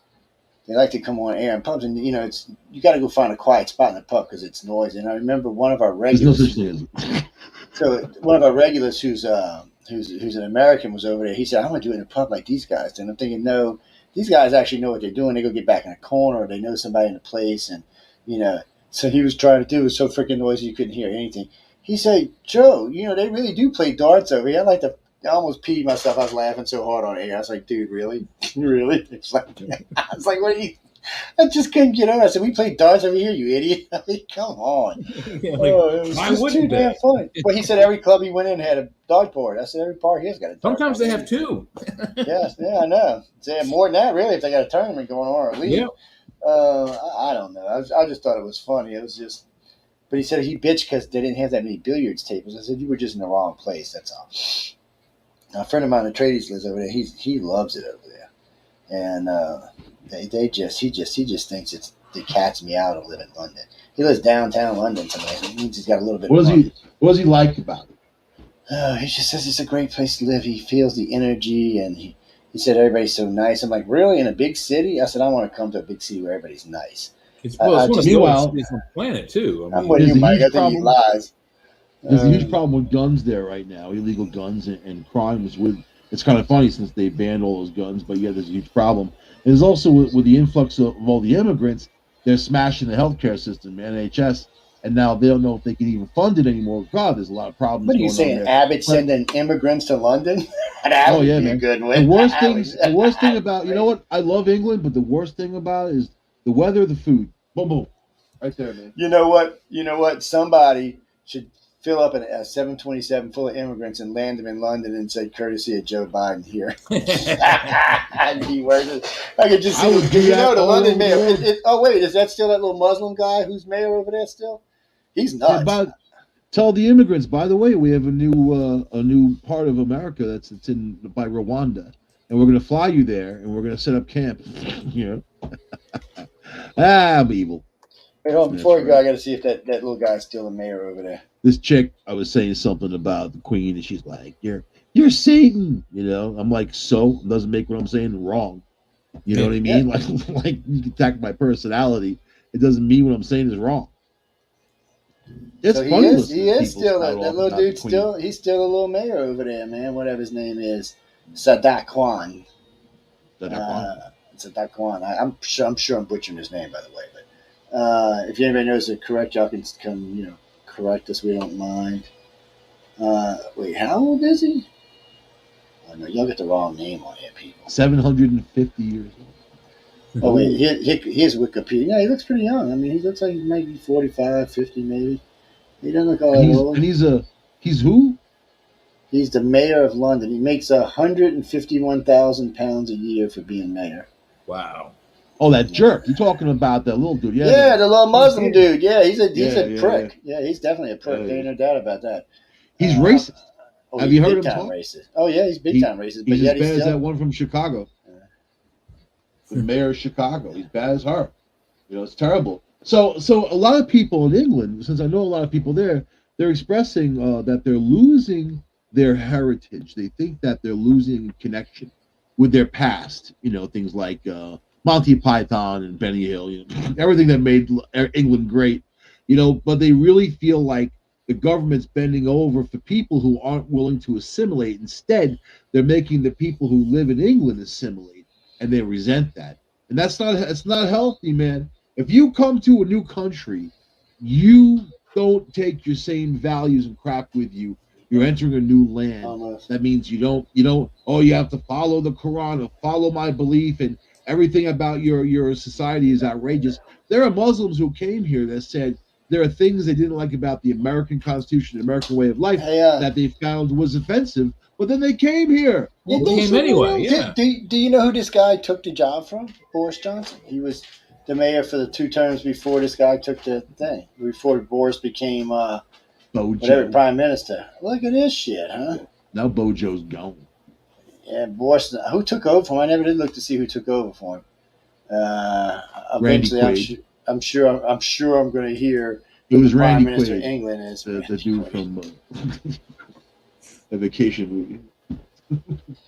Randy Quaid's on Twitter. Randy Quaid still alive. Randy Quaid's on Twitter going off on Biden. He hates Biden. He's going off. And I don't know if that helps us or hurts us, because Randy Quaid, he's a sketchy kind of guy. He's kind of going off the deep end a little, yeah. He and his wife had to flee California. They rented this huge mansion, and then they didn't pay the bill. So they flee. They owe millions of bucks on this thing. They went to Canada and applied for citizenship. The Canadians rejected them. Then they had to come back to America and answer the charges for like all this thing. Randy Quaid became the character that he played in the Vacation movie, that kind of loser in the broken down camper. That was on Twitter. He looks like Santa Claus. He's got a huge mustache and beard. Have you seen this? Have you seen England's new Prime Minister? Mike, you need to check out England's new Prime Minister, dude. She's cute. She's good looking for a Prime Minister. I was expecting to see like Margaret Thatcher or something, man. English women are very obedient. She's also part of the Right Honourable Party. Her Excellency. Oh, man. You want to play with the royal jewels. But anyway, we got to get out of here, guys and girls. Any moans, groans, bitches, or gripes, you can write to Michelle DeRoche. She loves that kind of stuff, you know. And she will crush your nuts, man. She will crush your nuts. Grind them into a fine dust and sprinkle them over candles. For any host listening tonight, don't forget we got a meeting on the September 17th, starting at 1 o'clock. Starting at 1 o'clock, everybody East Coast. For my time, it's 12 o'clock. I have a lot of questions for that meeting. Yeah, I got a lot of questions for that meeting, too. But anyway, we got to get out of here, girls. Don't forget, you can check out Michael on Tuesday and Thursday. You can catch him on Red Pill News on Thursdays and Discovery Paranormal on Tuesdays. It's a good lineup over there. So Monday and Tuesday got really good. Actually, right now we have really good solid lineups. We're looking for one show to add to the Friday lineup and move on from there. I'm the white fluffy stuffing and the Oreo cookie man on those nights. You know, I joined it all together. We're just not even going to talk about it. Anyway, guys and girls, good night. We'll see y'all next week.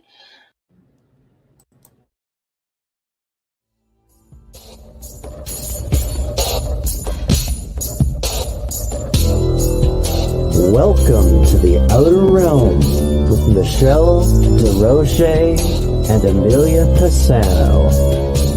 Airing live on the United Public Radio Network, 105.3 FM in New Orleans.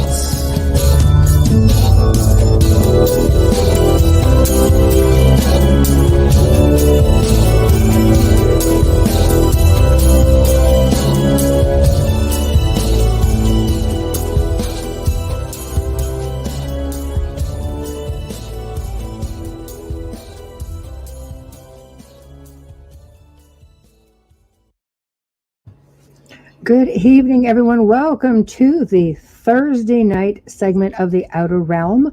We're broadcasting live right here on the United Public Radio Network, 105.3 FM from the beautiful city of New Orleans. We are fully sponsored by the amazing people over at Folgers Coffee. Outer Realm wouldn't be the same without them. It's kind of like we're joined together. Just think Folgers, think Outer Realm. Think Outer Realm, think Folgers. Kind of like that, right? Right. I think so.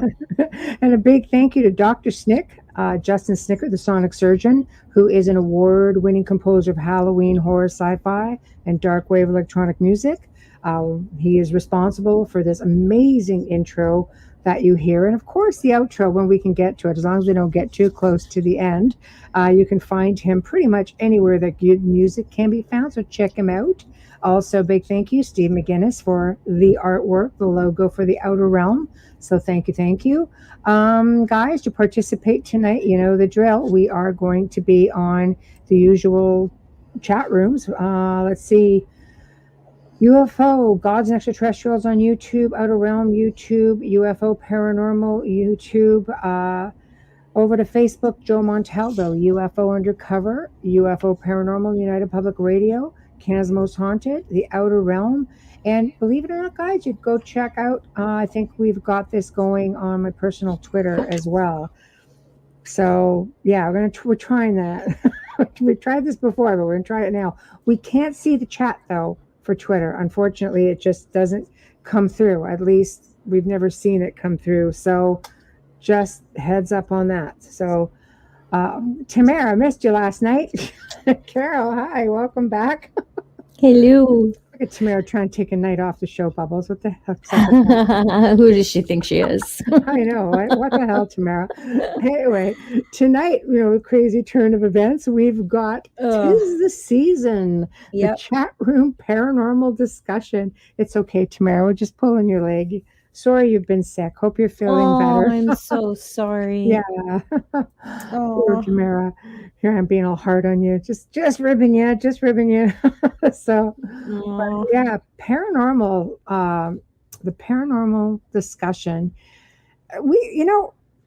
The reason we do a lot of paranormal talk, and the reason we thought we would start with this anyway, because Bubbles and I go back and forth a lot on stuff. It's just kind of like, hey Jade, who are you, darling? Thanks for sharing. Yeah, a few times a week we go back and forth on this topic. Yeah, we go back and forth on a lot of stuff, and we thought we would just share some of that discussion, and we find that as we get into the autumn, obviously the energy changes. When we're still not out of summer yet, but the energy is changing already. I think the mindset is changing already. People, I love the autumn. It's one of like my favorite times. It really is. I love when the leaves change colors. I'm not trying to get ahead of myself and lose what's left of the summer, but people get into the Halloween thing. We get into the solstice and such, and it's always been a really important time of year, even for our ancestors, and it goes back thousands of years. And what I mean by energy changing and mindset changing, I think people start to get into that nesting thing where your kids are going back to school, you're spending more time together, summer's over. It's not like you have the luxury. Maybe you've used your vacation time. Maybe, it's like, okay, you've spent your money through the summer, you can't afford a vacation. You just, whatever the case may be, things change. And I've noticed also this year, because I don't get on social media a whole lot. Hey, Ron. Winter. What do you mean, winter, Ron? What do you mean? Well, maybe Ron likes outdoor sports. Maybe. Or ice fishing, or I think it's pretty from the inside of my living room in front of my fireplace. Yeah, kind of like that. Tamara's energy has been busy this year. I wonder how the energy is going to change. Well, what we're noticing already is that for some people, there's been a big loss of life. I've noticed this year, just watching social media. I'm just seeing so many posts, and pets too. So much so, come December, we decided that we would try to keep it as lighthearted as possible and bring on people who could, talk about things. I'll give you guys a small example without giving away a whole pile of names on this, but we're going to be talking about afterlife. We're going to be talking about spiritualism, obviously like NDEs, pets, and the afterlife. Talking about pets in the afterlife, because a lot of people lost pets also, lots of it this year. Of course, we're going to be talking about ancient Christmas traditions. That'll be fun. There's just a whole lot of interesting stuff coming on, but we wanted to keep it light for that reason. And we notice that in the fall, we start getting busier. Well, I was just reading Carol Ann's comment. There we go. That fits with what you're saying. Yeah, go ahead if you want to pop it thank up. you. Hi, Carolyn. She says, good evening. I do believe the veil is already starting to thin. I am getting a lot of calls lately. Hi, Patricia. That's just it. And yes. Yeah, death is change, transitions. Yeah. Yes. And that's exactly right if you look at it that way. People often sit there and think to themselves, it's so final. Hold on. Here we go. Absolutely. Regina. Hi, Regina. Ron lives in Scotland, so he's used to the cold winter. You're used to cold all year round, actually. Yeah. You're on the Atlantic. Yeah. Regina says, my deceased pets are still hanging around my house. I see them all the time. It's so comforting. It is. It is. Yeah. But those are for people who are aware. What about for those who aren't aware? The fall is a time where people start to transition in many ways. If they suffer from depression or anxiety, that seems to be a little bit more rampant this time of year, and it goes all the way through past the holidays. It's a difficult time for people, and unfortunately, with that being said, sometimes that can attract entities, that feed off that sort of thing. And I know it's a time where paranormal investigators start getting very busy as well. They start gearing up for, investigations for sure, but they start getting a lot more phone calls this time of year. For myself, I don't think I've been doing this a really long time. And even though it goes in cycles, I've always been pretty busy. I mean, to the point where I've had an 18 plus month waiting list at some points, and I just think that it's a mindset thing. I really believe that. Jade, go ahead. Oh, my bone is coming up and the veil is lifting for sure. Okay. Yeah, Chris Bob, hey, Chris says negative gets negative. Absolutely. Laws of attraction. Tamara says, I have noticed a lot more people are starting to have experiences. These people who have never experienced anything. That is so true. I would call that maybe an awakening. Yeah. New awareness. I say it all the time, just people who are starting to pay more attention, because I think things are becoming more prevalent. I think things are not just, looking on the internet, looking online. I really do think that maybe it is the veil that stays thinner longer. Maybe there is no veil anymore. I've heard some mediums say, you know what, we don't think that the veil is actually there anymore. So what does that mean? Does that mean that things come through and they stay that way? It's just the rest of us that need to wake up and see it. Ron? Ron says, I suffer from depression, but I love the long, dark days. I hate the long days of light in the summer. I'm with you, Ron. I do too. So I understand that. I could stay in a place that was dark. Yeah. Yeah. Regina says, yes, the paranormal activity always gets bad in my house around Thanksgiving through Valentine's Day every year. There you go. Absolutely. Thanksgiving like US or Thanksgiving Canadian? Because that would make a month difference. Oh, yeah. Yeah, because Thanksgiving in Canada is October. And no, we didn't copy you. That's a whole other segment. But yes, now they see. Yeah, people had to slow down. Absolutely. Yeah, she says, yes, I agree. I see it. People who thought I was crazy don't anymore. Caroline, I bet they're asking you for advice. Patricia McDonald says, we have to be really careful with investigations requested because of mental health issues. A really good interview is needed ahead of time for sure. Thank you for mentioning that. I've always had to ask the hard questions. It's not easy to ask the hard questions, and sometimes researchers will avoid asking them as to not insult people or make them feel bad. But you know what? You need to ask those questions, because there is a very fine line with between mental health and the paranormal, but also mental health can attract the paranormal, unwanted attention. Regina's in the US. Okay, so November. See, now for us, it's already starting to thin here, and it's September. It's just the first week. Chris says it's because we're becoming more aware that thins the veil. That's part of it, yeah. But the veil does thin whether we're aware or not. Ron says, hi, ladies. Have either of you lived in a haunted house? Presently, Michelle. I do live in a haunted house. Yes. Yeah. And it's quite pleasant, actually. Yeah. I just have a haunted life. There we go. Patricia McDonald asks, I also wonder if our generation, in quotations, are more open to experiences and not so closed and stick with religious practices. It's really hard. I think it goes many ways. I think some people are leaning towards their religion, from what I find, just because we work with so many people every week. And you have those who don't. They've reached out more just to spirituality in general. So they're not really governed by anything. They just see things, the way, I don't know. Do I say the way it is? You have a lot of people learning how to ground, a lot of people trying to get back to the earth. The best kind of grounding, of course, is earthing, is spending time. When I say hug a tree, I mean it. Trees actually exchange their energy with you. Trees communicate via their roots. They're very, very, there's a whole social system that people are not aware of.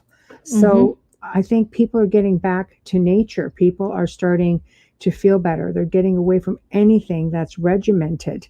But you have some people who are on the flip side of that, and they hang on to their faith. I always tell people, whatever it is that empowers you, if you're in a place in your life and you think that you're under some kind of spiritual or demonic attack, then you need to reach out to whatever empowers you and makes you feel like you're in control.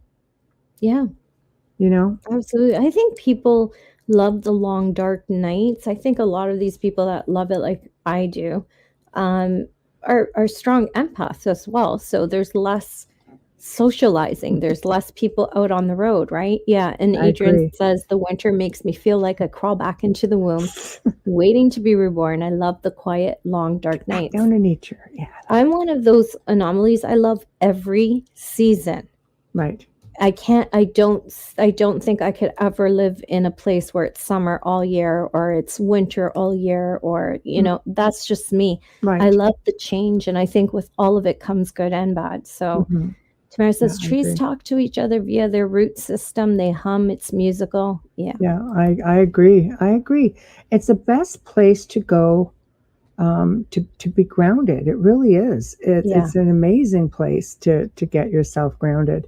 But, you know, we'll back up a little bit. So we notice, and if we have any other paranormal investigators in chat, just chime out. We notice we're already getting busy. And it puts us, it's in a really difficult position because, aside from the fact that we're really freaking busy, we're just already really busy.